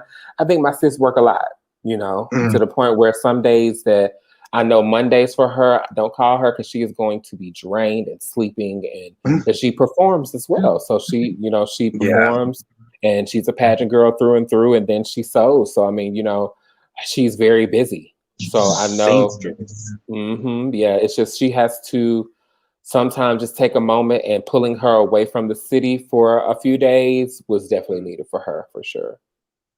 Okay, and I'm happy for Ariel. Happy that she's moving forward because she is doing a lot. She definitely is deserving. I love what she brought as well about the trans community, how they're killing off all people and all that. I loved her storyline. Definitely want to see her come back. Who else did we leave out? So who else gonna be replaced? Dior coming back. We see Dior. Trey Howard coming back. Who? Can you give me a clue for season 3? Well, just always remember, just because someone is filming does not mean that they're a cast member. Oh, say no more. Say no more. With that being said, we're going to go ahead and conclude season 2. The Chasing Dallas. We take a quick break. We're going to bring it to retreat real quick, and then we'll get on that, okay? Y'all guys, grab a snack, come back. We got the one that on the Reesie G. Not Cardi B, but he's still getting the money. Here's the retreat. We'll be back. It's the retreat. 6 huge personalities. I just need to get away. 1 beach house by the shore. They can't discharge. With only a small time to grow. Tensions get higher than the tides. Why is it fit with me? And emotions run deeper than the sand. Like, I'm not making shit up. I said what I said. I'm not trying to go back to Dallas and not be able to. Girl, Reesie. So is Reesie gonna really leave? You have been sleeping on floor to floor, to closet to closet, to basement to basement. Where's your home? You don't even have a home. First off, you have an issue with my brother Robert. Then you have an issue with my boy George. We on 2 strikes. Bitch, don't let it get to a third one. Summer. We're back. Summer. What's your name? Dre Summer. Honestly, I don't know what Summer problem was. I just feel like if you don't like someone and you're looking at their live, you shouldn't be watching it. 3D breaths, look. So keep your mouth off something that you don't know anything about, which is my finances. Hopping from show to show to show to get some relevancy, bitch. You have to come for the bitch that's here, the bitch that's running it, to come to get some light, bitch. Because a bitch don't want this retreat to go left. Will this group find their way through the water? This is fair warning that if we continue to be friends and you run around telling my business or talking shit about me, it's not going to end in a friendship. It's going to end in a rumble. Or be swept away out to sea? If she say one more thing, I promise you I'm going the fuck off. Slap off. This Welcome to the retreat, bitch. is The Retreat. Relax, relate, and retreat on February 18th. Watch it live only on the Chasing Reality YouTube channel.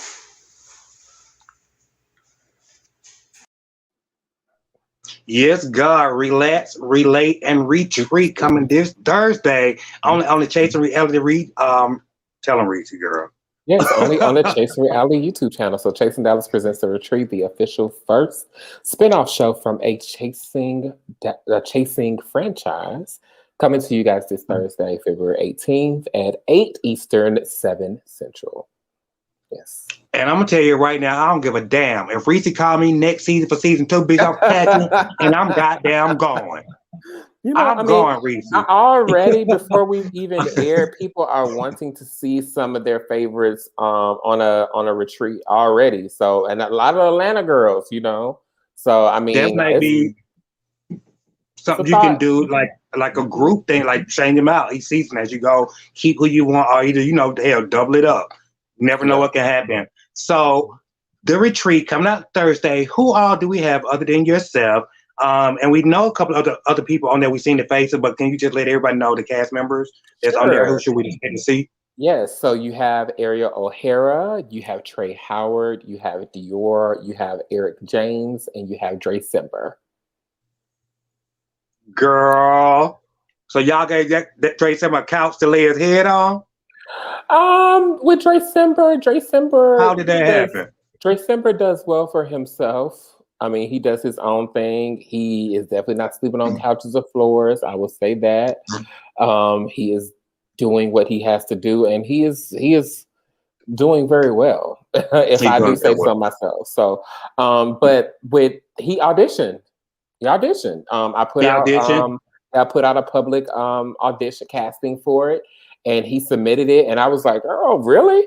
And so I gave him a date to come because my audition process for casting lasts about 3 months. So we went through the preliminary. I gave him a date to come and do an interview. He came and did an interview with myself and one of my producers, Cameron, and we love what he gave. He said that he wanted to go on this retreat to grow. And one thing that I can say is when you guys watch Dre Simber on the retreat, you are going to be surprised. You are going to be so surprised because he was definitely pushed to his limit by someone on the retreat. And to be honest, this particular person that pushed him has pushed me. And I will say that he handled himself very well. I wish I could have handled myself better dealing with that person on the retreat, to be honest.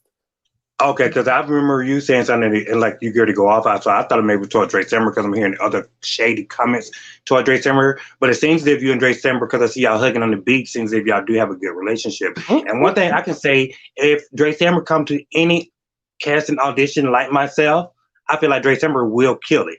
You cannot deny Dre Simber talent. The boy is talented. He is needed for TV. He's very entertaining. And I love Dre Simber. Hands down. Yeah, I love Dre Simber. I would never deny Dre Simber. I was just hurt, and I am hurt by Dre Simber because as a friend of mine, I felt like when I went through and started trying to spread my name through the club in a negative way, you should have come to talk to me and find out the real truth or either apologize, see how I felt. But he went about the wrong way. And so at this moment, man, Dre Simber is like, he throwing a dagger at me, I'm throwing a dagger at him. He throwing one at me, I'm like back and forth, shady type of shit. But at the end of the day, we love each other. I had called this bitch even do this show on a yellow chair prior to New Year. And I was like, bitch, if you don't call me before the New Year, then we're really done. Because I called you, I reached out to you, I tried to apologize. After you apologize to me, I just tried to reconnect. But I guess he was on his own mission. He wasn't ready. So we are where we are. But he's definitely great for TV. And it's very interesting to see him on this show. The people want to see Dre Simber. So I think that was a great pickup because it makes it interesting. It does for real. And Dre Simber gonna speak his damn mind. With Dre Simber, I feel like we are similar. I do think that Dre Simber has a way about him that people just don't understand. I think that people judge Dre Simber off, and I'm not defending him. I think that people judge him off of his actions, but then don't know what made him react that way. And I think that people just misunderstand personalities like him. For me, working with Dre Simber was a breeze. He showed up he was on time. If I needed anything, he did it. He was good in green screens. He took constructive criticism. I always have one-on-ones with my cast members, no matter what show I'm doing. And I tell them straight out, this is what the show is going to do for you. This is what it's going to do for you if you don't do what you need to do. And he took it, he locked it away. And I would say for me, Miss Congeniality definitely goes to Dre Simber when it comes down to Chasing Dallas Presents The Retreat. Y'all are gonna be very surprised because I was surprised, but I'm happy for him. Time, he did. I think that one thing about it coming into the retreat, I don't think anybody thought that they were gonna learn things about each other because we definitely exposed some secrets to each other, and how it's going to come back and be seen is going to be we're going to relive it a little bit, but Yeah, I'm. You guys are going to be surprised by everyone, but in particular because people are used to Dre Simber being so rebellious and outlandish. I would say you are in for a treat. Good treat. A good treat. We'll say a good treat with the A retreat. good treat with a retreat. Yes. Most Yes, definitely. come on, hashtag. So yeah, I definitely think he's deserving. I definitely think he hopefully there's growth and hopefully he's learned a lesson because I just feel like of course everything you said, he's great TV. He definitely won it. I just feel like Great December here in Atlanta, he was just would get caught up a little bit. And when he promised us a time when he even called a schedule for himself, then he wouldn't even show up for that. And so production would get pissed off because you can't call production and other cast members to come out early in the morning and then you're not even showing up for your own scene. I think he was just caught up here in Atlanta. So hopefully by him coming to another city, he learned and he know. Well, I think he always know what he wanted.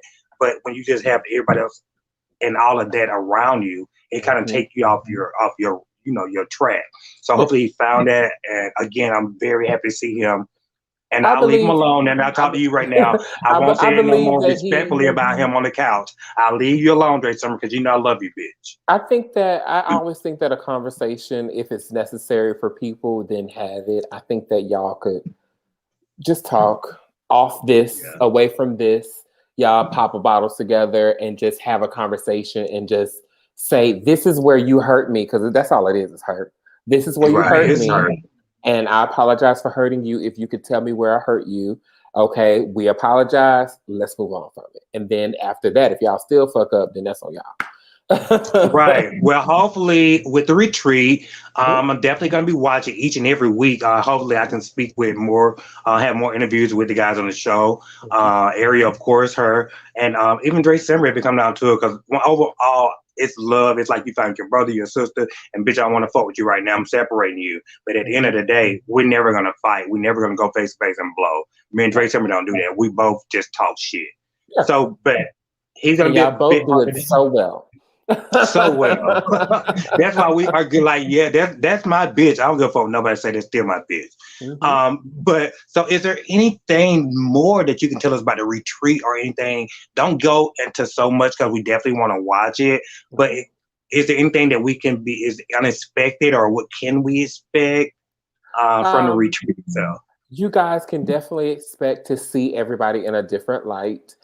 For me, because when you're in one house with people that you have had problems with, it's not a secret that me and Dior, me and Trey Howard had problems, but we worked through them prior to, and we worked through them even more during the retreat, which people don't really understand. Like because I wore no makeup the entire time I was at the retreat, no makeup. Okay. So I mean, you just getting regular old Reesie.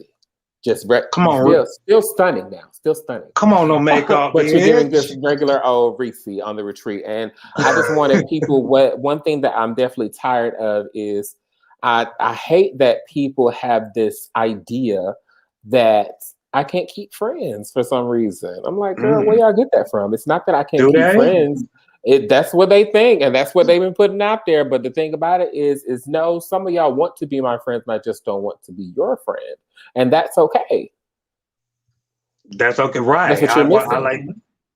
Hello, I like to keep my own bubble, and then at the same time, after you've been backstabbed so much, you realize everybody ain't your damn friend. And more I get older, it's like, okay, we cool, I love you, I can fuck with you, but it's a big thing when they call friend. Because if I go to jail, if I'm in the hospital, anything needed, are you gonna be that friend that's there for me? So be careful when you say that word. You know what I mean? Because it's not acceptable to everyone. For me, like, you know how people put bodies on people? People put friendships on me all the time. Like, even at the retreat, there was someone there who discussed me that tried to, I'm not going to defend anybody that's wrong. Right is right and wrong is wrong. When you on the wrong road, you on the wrong road. And some of these girls out here in Dallas definitely be on the wrong roads.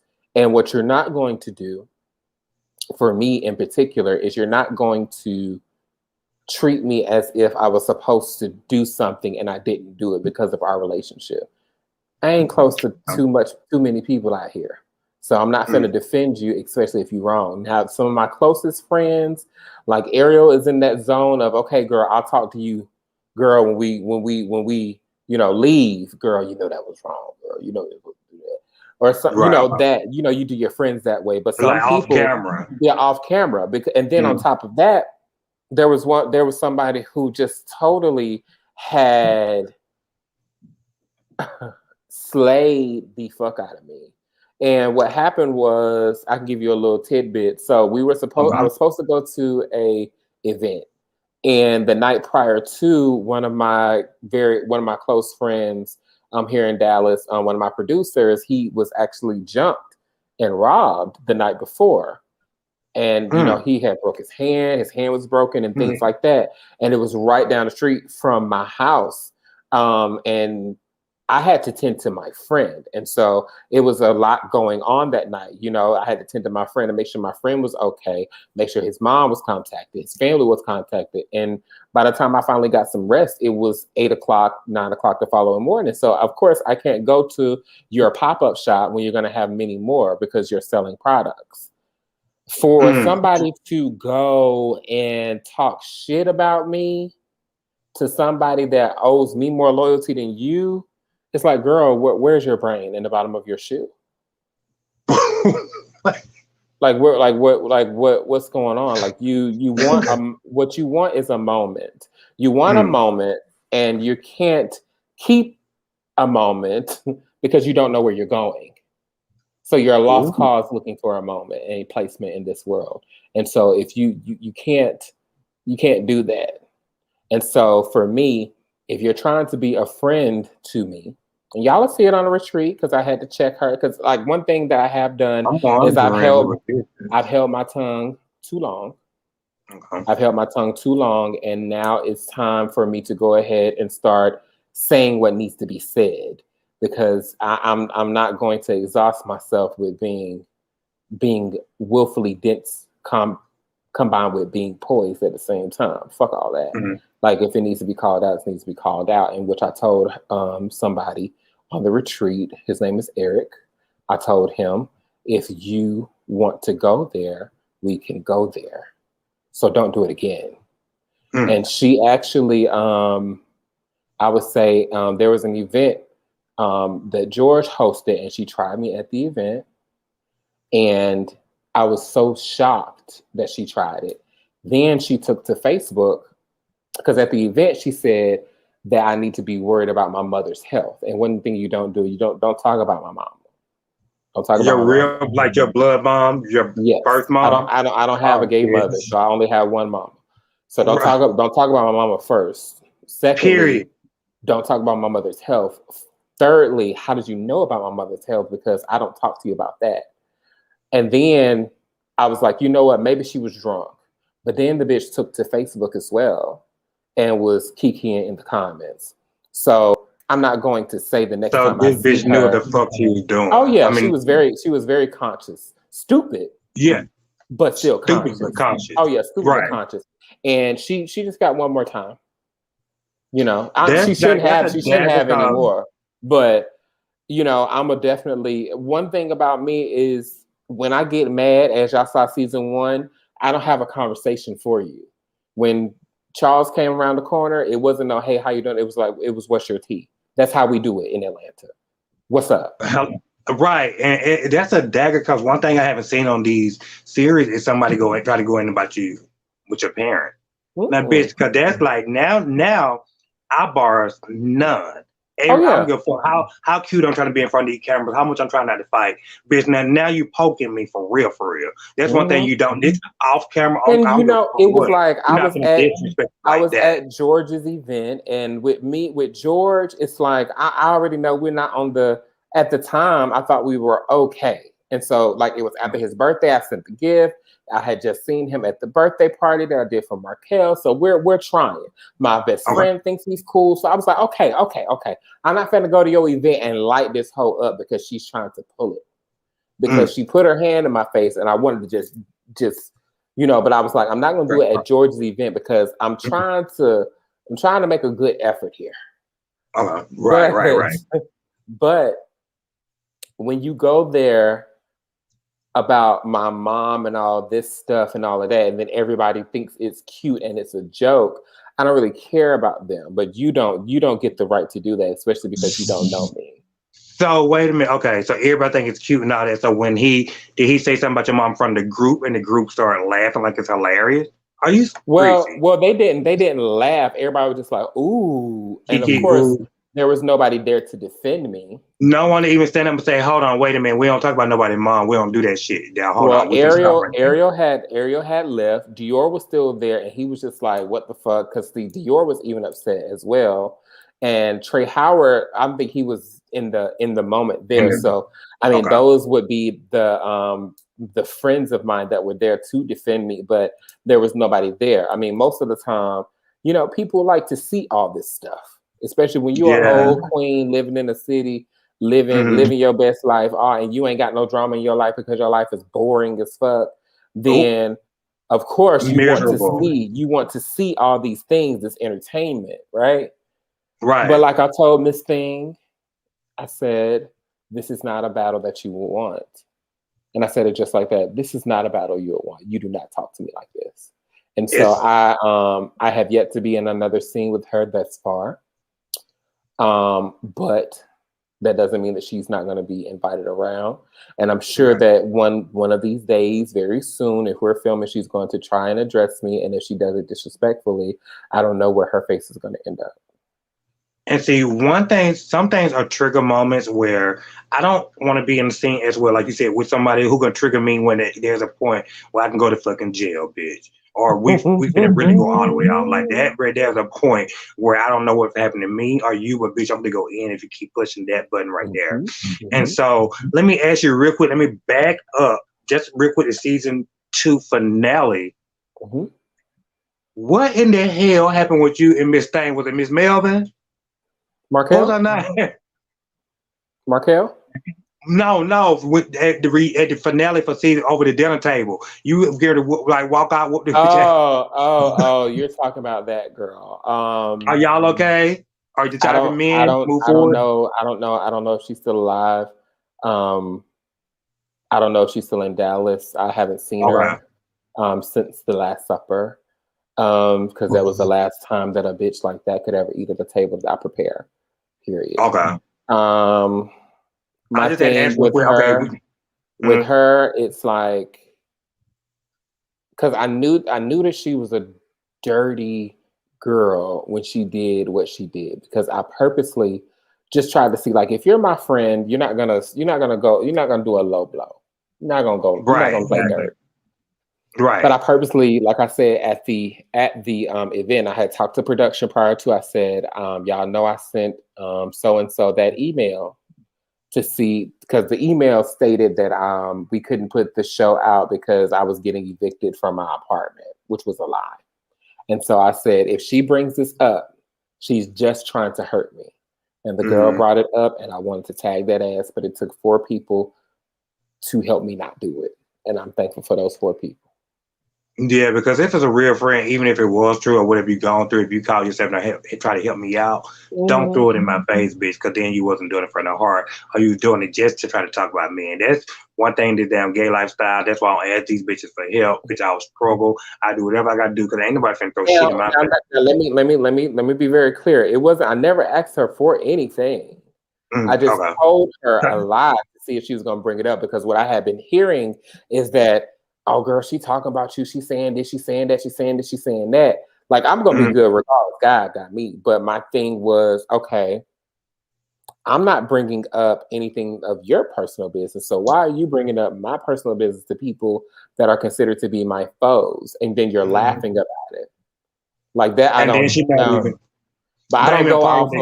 go off of things that's not fact. Like, if I can't pick it up and listen to it or hear it, I don't go off of he said, she said. Like, that's something that I don't do. So I have to find out for myself. And then if I find out for myself that you really doing this, oh yeah, let's tag.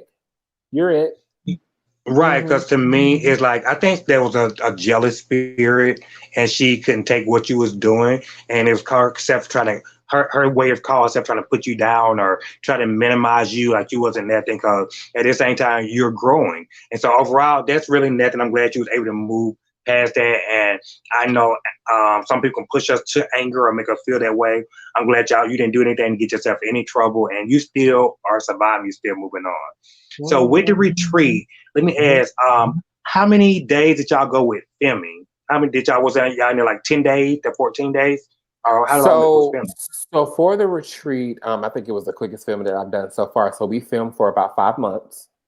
Because you see us do a couple of things prior to, and then you see us go on the retreat. The actual retreat, we were out of town for about 4 days. So, it wasn't like a long time. Okay, so right, because y'all in a retreat, you're in nice ass houses on a beach property. That shit expensive. So we do see y'all leading up, going to the retreat and all. And is that gonna be your conclusion, the retreat, or do y'all come back home? We do see any of that, or just a conclusion at the retreat? What ends the finale? Everything was taken care of at the retreat. So you'll definitely see how everybody got invited, where the thought came about. Because honestly, I just wanted to get out of town. I made a Facebook post, and then I tagged Ariel in it. And then she comments, and then Trey Howard comments, and I was like, well, maybe we should just make this a whole thing and just film it and make a good time out of it. And that's what we did. I mean, we just wanted to go. And then, of course, the logistics of everything in the background, we worked that out. But it just honestly initially started out from a Facebook post that I made, to be honest. It turned out really well. How many episodes are we expected to see? So I would say more than 2, less than 10. Just more than 2, less than 10. Okay. So would it be a retreat reunion or? It's the retreat is more about building up the people. So we're talking about, should we do a reunion or not? But I don't think that it warrants a reunion. But if it is a reunion, it has to be something different than what I've ever seen. But as of right now, no, there's not a reunion. Okay, which makes sense though. It's a retreat, it's different, and you still want to stick with that reunion phrase of the looking out for Chasing Dallas, because y'all do have season 3 coming up. So guys, it's been wonderful talking to Reesie. I hope you guys got a lot more about Reesie. I know, even if I've known Reesie for years, this has been a great conversation. It's been great energy. Reesie's always smiling. I love Reesie. Reesie doing a lot. So we have question and answers coming up. I'm probably going to come up with something else in a minute that I want to ask him. But prior to getting there, guys, question and answers, questions for the fans. Whatever questions y'all have for Reesie G, please ask your question. Go ahead and put them in the comment. We're going to come back. Reesie going to answer all your questions. Y'all want to go ahead and start typing right now. Let me see your Twitter fingers. So, Reesie, prior to us getting to the questions, because we're going to let the people type them. Y'all questions. I see y'all had typed questions before, but I didn't want to post them. I had to wait to the end of the show. But whatever y'all question was, if you don't mind reposting them, because I don't feel like doing all the scrolling. I just got to pay attention to my guests right here. So y'all repost or either post your questions and we get to them. So Reesie, this platform with Chasing Dallas, and also, let me ask you real quick with Chasing Dallas, and my battery going dead too. I got 15%. I'm good enough. But with Chasing Dallas, when should we expect to see, because we know the retreat coming out this Thursday, but Chasing Dallas season 3, y'all already started filming. Is there a date set for y'all to start premiering season 3? So we expect to premiere in the fall. In the fall. Chasing Reality as a brand, we do have more content coming you guys' way. So we got some new shows, we got some things coming. So just stay tuned. We got some, Chasing LA is coming. I'm excited about Chasing LA. Shout out to Q with Chasing LA. I'm working on bringing another city, so hopefully that works out. So we'll that's why I'm ready to come on back to Chasing Reality. They just keep the damn ball moving, child. I got so many ideas. My shit at a motherfucking standstill. So we got new cities coming and new shows coming. We're taking submissions. I'm personally by the time we air in the fall, I should possibly have about 4 to 5 productions coming. So it's gonna be it's gonna be good. So we're working. We're just trying to give good content. I have the best business partner on the face of the earth, Daryl Abrams. I love him to death. That's my Brister. And so he has been ever so gracious to be the the BET to my Tyler Perry. You know, shout out to Andario. I know be saying Dario, but shout out to Andario Abrams, executive producer, Chasing Atlanta, producer, him and Reesie G, editor, everything. Yeah, so, yeah. Does a there's a great lot of job stuff coming. Okay, and we'll be looking forward, y'all guys. Make sure y'all subscribe, like, comment to everyone page. The girls on here, but y'all look like they scared to damn post the question. What the question at y'all? I know there was some what the earlier, question? but I mean, okay, we got something coming right here. Look, they still long typing. Okay, this is from Lala and Renee. She said, did any cast member from the retreat feel any type of way about the way you cast it? Because you have the family, then December and Eric. Do you understand that? Reread it for yourself. Yeah, I understand that. No, I don't believe so, because let's be clear, I wanted new faces and old faces. You know, initially when I did casting, I wanted people from season 1, season 2, and some totally new faces to be a part of the retreat. Initially, it was supposed to be a cast of 10, but we ended up with a cast of 6. There was supposed to be, you know, other people had gotten invites to be a part of the retreat that were a part of season 2. Some people declined for their own reasons. We did a whole full casting, and some people just didn't fit the mold. So with December and Eric, the retreat is all about helping these people that have some type of image better themselves. That's what it's about. So I mean, Eric had a particular connotation in the city. December, as you all know, has you know, a particular idea that comes with his name too. So the retreat is just set in place for us to be human, for us to, in essence, rebrand ourselves to prepare for whatever we have to come next. So I think that the cast was actually pleased with us just being a small group of 6 versus a big group of 10, like we initially was going to do. Right, and I agree. As a fan looking in, I feel like as the first season, it's kind of good to go in with it because you got the right amount of small group before you just get to that big crew, but which is very good, and all of them have different personalities, so it's gonna be a great show. Yep, 6 huge personalities. Huge personalities. And we have a question also from here from Charles Walker. Says, Reesie, who inspired you as a stylist? Ooh, who inspired me as a stylist? When I was styling, I loved June Ambrose. I love June Ambrose. There were people that I watched, mainstream designers that I absolutely love, such as Oswald Boateng. A lot of philanthropists based out of Houston and Dallas. I actually watched and loved their fashion sense.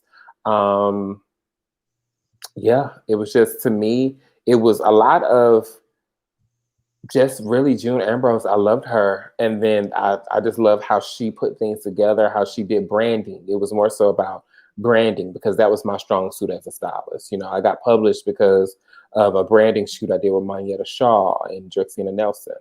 You know, when I worked with Portia, I worked with Ming Lee and Simone of Japanese Faces.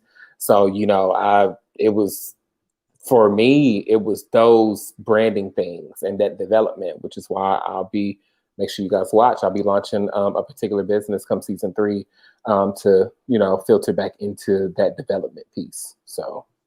Okay. And Monyetta Shaw, she sounds familiar. Who is that? She sounds very familiar. Monyetta Shaw, she was on a show called Atlanta Exes, as well as she's a philanthropist in Atlanta, and she is the former fiance of Neo.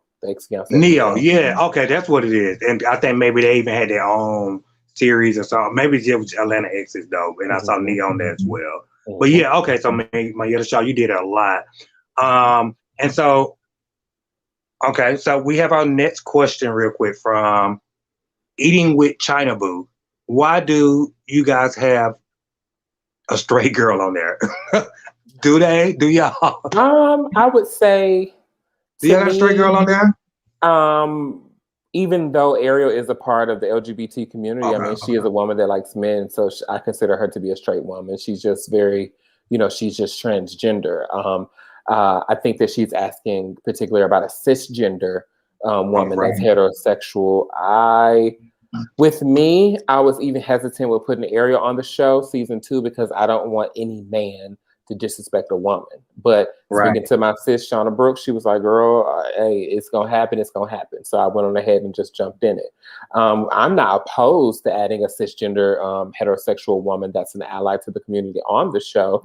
It's just all about, okay, if you bring it, bring it. You know, we've had some people audition, but they just did not fit. You know, a lot of people say, yeah, I can be on the show. I can add some spice. I don't need spice. What I need is somebody that is trying to progress their brand. And if you have it, you have it. If you don't, you don't. Okay, then. And the it is the dot and the cross with the T. No shade. And I love Shauna Brooks. Shouts out to Shauna Brooks. I've been knowing her for years. She's definitely great. And what does it say? Oh, straight girl. Also, and I want to say also, to me, thank you, Eating Out with China Boo. To me, I'm like, if they're a straight girl, to me, I take that as a compliment to Ariel. Because maybe you haven't really watched or you just don't know a lot, but that's a compliment to Ariel. So, but Reesie explained it better. Yeah. And then we have Lala Renee again. Lala Renee said, do you run into people who try to date you to get on the show? I know I do. If so, how do you handle that? Yes and no. I mean, I can kind of clock nowadays like what your motive is. Because I mean, if a man just wants to jump your bones and add you to the hit list, it's all up to you if you want it to happen. It's some very attractive men out there that just want to add me to their hit list. And I say, okay, well, I'm single. Let's go ahead and do it. Okay. Okay. Just being serious. Hey, listen, especially on the right night. But I mean, I don't think that people are 100% on a particular level able to date somebody like me, because there's a lot that comes with me. If you're trying to date for clout, just let me know that you're trying to date for clout. And if so, I can see what type of clout we can find for you outside of me. Hello, and just for that, even if you just want to quit nut, you want to bust one, let me know. Let me know we stand, you know what I mean? But don't try to play this damn game, because that's not going to work with me. Exactly. When they love you, Reese, look like, okay, well, we have another. Is this a question for you or for me? Let me see real quick. I mean, said, Editor King, I'm 37 years old and feel so old. How do you have so much fun, confidence at your age? Girl, that's the whole thing. I don't see no age. I'm just being me. When I wake up in the morning, I don't think about, oh, bitch, I'm old. Oh, bitch, I'm 40 something. Matter of fact, I'm gonna quit saying I don't think y'all can know right now is I'm 40 or over 40, but y'all not gonna know that real number. I'm gonna stop. But I don't wake up like that. Every day I'm just being me as I was yesterday. And when I was 10 years old, when I was 11 years, all of that is a part of who I am. That don't never stop. I just become more of who I am. I become more aware of who I am. But I'm never going to stop being who I am. Old who? Old where, girl? Don't nothing get old but clothes, okay? That's it. I agree. Akeem ain't get old. Retake that in. But this been a great night. We definitely went over 2 hours. I don't see any more questions pouring in. Reesie G, I want to say you have completely made a night. You have been such a wonderful guest. I cannot wait to see you again. Hopefully one day with G Saturday we can find out what's going on. We need people like you to continue hosting reunions. So I'm going to continue to talk to them, because our last reunion host was a flop. I read that. I was like, child, we should have got Reesie for real. I reached out and tried to get it up. We should have did this. So hopefully we just can continue to connect and make something happen, continue to network. Again, I want to say thank you. They're saying this is an epic interview. Thank you. They love it. Reesie, where can we find you? Where can we find Chasing Dallas? Where can we find Chasing Dallas Retreat for everyone that does? Yes. So Chasing Dallas Presents a Retreat does air this Thursday, February 18th at 8 Eastern, 7 Central Standard Time. You can follow me on all platforms via Google. You can Google Reesie G. You can Google Reesie Gamble. If you don't know how to function Google, you can go right on over to Instagram and follow me at Reesie G. That's RESSIEG. Facebook, Reesie G. And then if I can't add you on that page, I got Reesie G2, TWO, and then Twitter, Reesie G Tweet. And then make sure you subscribe to the Chasing Reality YouTube channel to watch all things Chasing Dallas, all things Chasing Atlanta, soon to be Chasing LA. And then we have, more content coming to the channel. So yeah. Y'all definitely stick around, definitely support, definitely subscribe, like, comment, share, find Reesie G, Chasing Atlanta, chasing Atlanta, chasing Dallas, chasing reality, chasing retreat. Everything they got going on. Make sure you guys subscribe, comment, like, share, tell a friend, and I will also be posting some things in the description when I get a chance, y'all. Y'all know I'm producing my own shit. It takes some days sometimes, but I will definitely promote and put everything in the description so you guys can find it. Reesie been a great guest. Thank you again, Reesie. Before you go, Reesie, yes, my humble interview. Before you go, it's not who, but who and what. Okay, it's Reesie G, not Cardi B, but I still get to the money. Oh, it's just me. But you got it now. Who, but who and what? Yes, what it's Reesie G, not Cardi B, but I still get to the money. Oh, and I am sitting with Sir Akeem with the yellow chair. I enjoyed myself. I totally enjoyed you. Thank you, Reesie. You know what? Again, talk to your cast members. I will be watching. I would love to have some of them on. And Connection. Season 2 for that retreat, bitch. I want an email. But I love you. Take care. It was great, and I hope to see you soon, okay? Yes, very soon. Have a good night. Thank you so much for having me. I really appreciate it. It's been great. Watch it back. I bet you're going to enjoy it, okay? Of course. Thank you. Love you. Bye. Take care. Wait, everybody. Bye. I love you. Y'all, good night. Oh my God, guys, that was so wonderful. You know what I mean? When shows go on for more than an hour, because I only, again, expect an hour, but it's so needed because Reesie G has been in these streets of Atlanta. Reesie G is now climbing the streets in Dallas. So we had a lot to talk about. Reesie G has history. So you just can't breeze through no conversation with the person like Reesie G. Again, executive producer of Chasing Dallas, The Retreat, dropping this Thursday. Every week, it will be dropping this Thursday, 8 o'clock, 7 o'clock Central, on Chasing Reality website. So make sure y'all go check that out.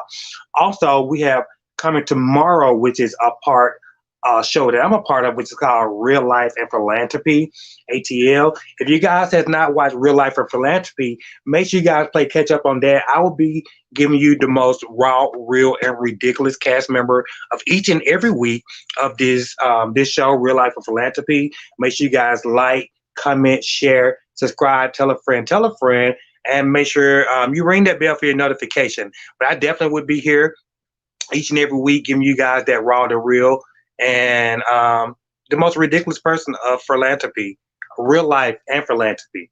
But here's a short clip. You guys make sure y'all stick around and watch them, check them out, subscribe to the show. We're gonna take a quick break and I'll be right back.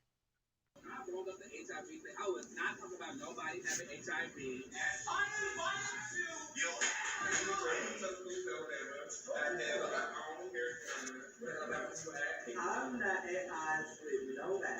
I'm at odds with the traffic in the world. I'm letting your ass know that you do not know me. Is there no condom? Let me see. And that's Malik right there. I'm done. I told these motherfuckers don't play with me.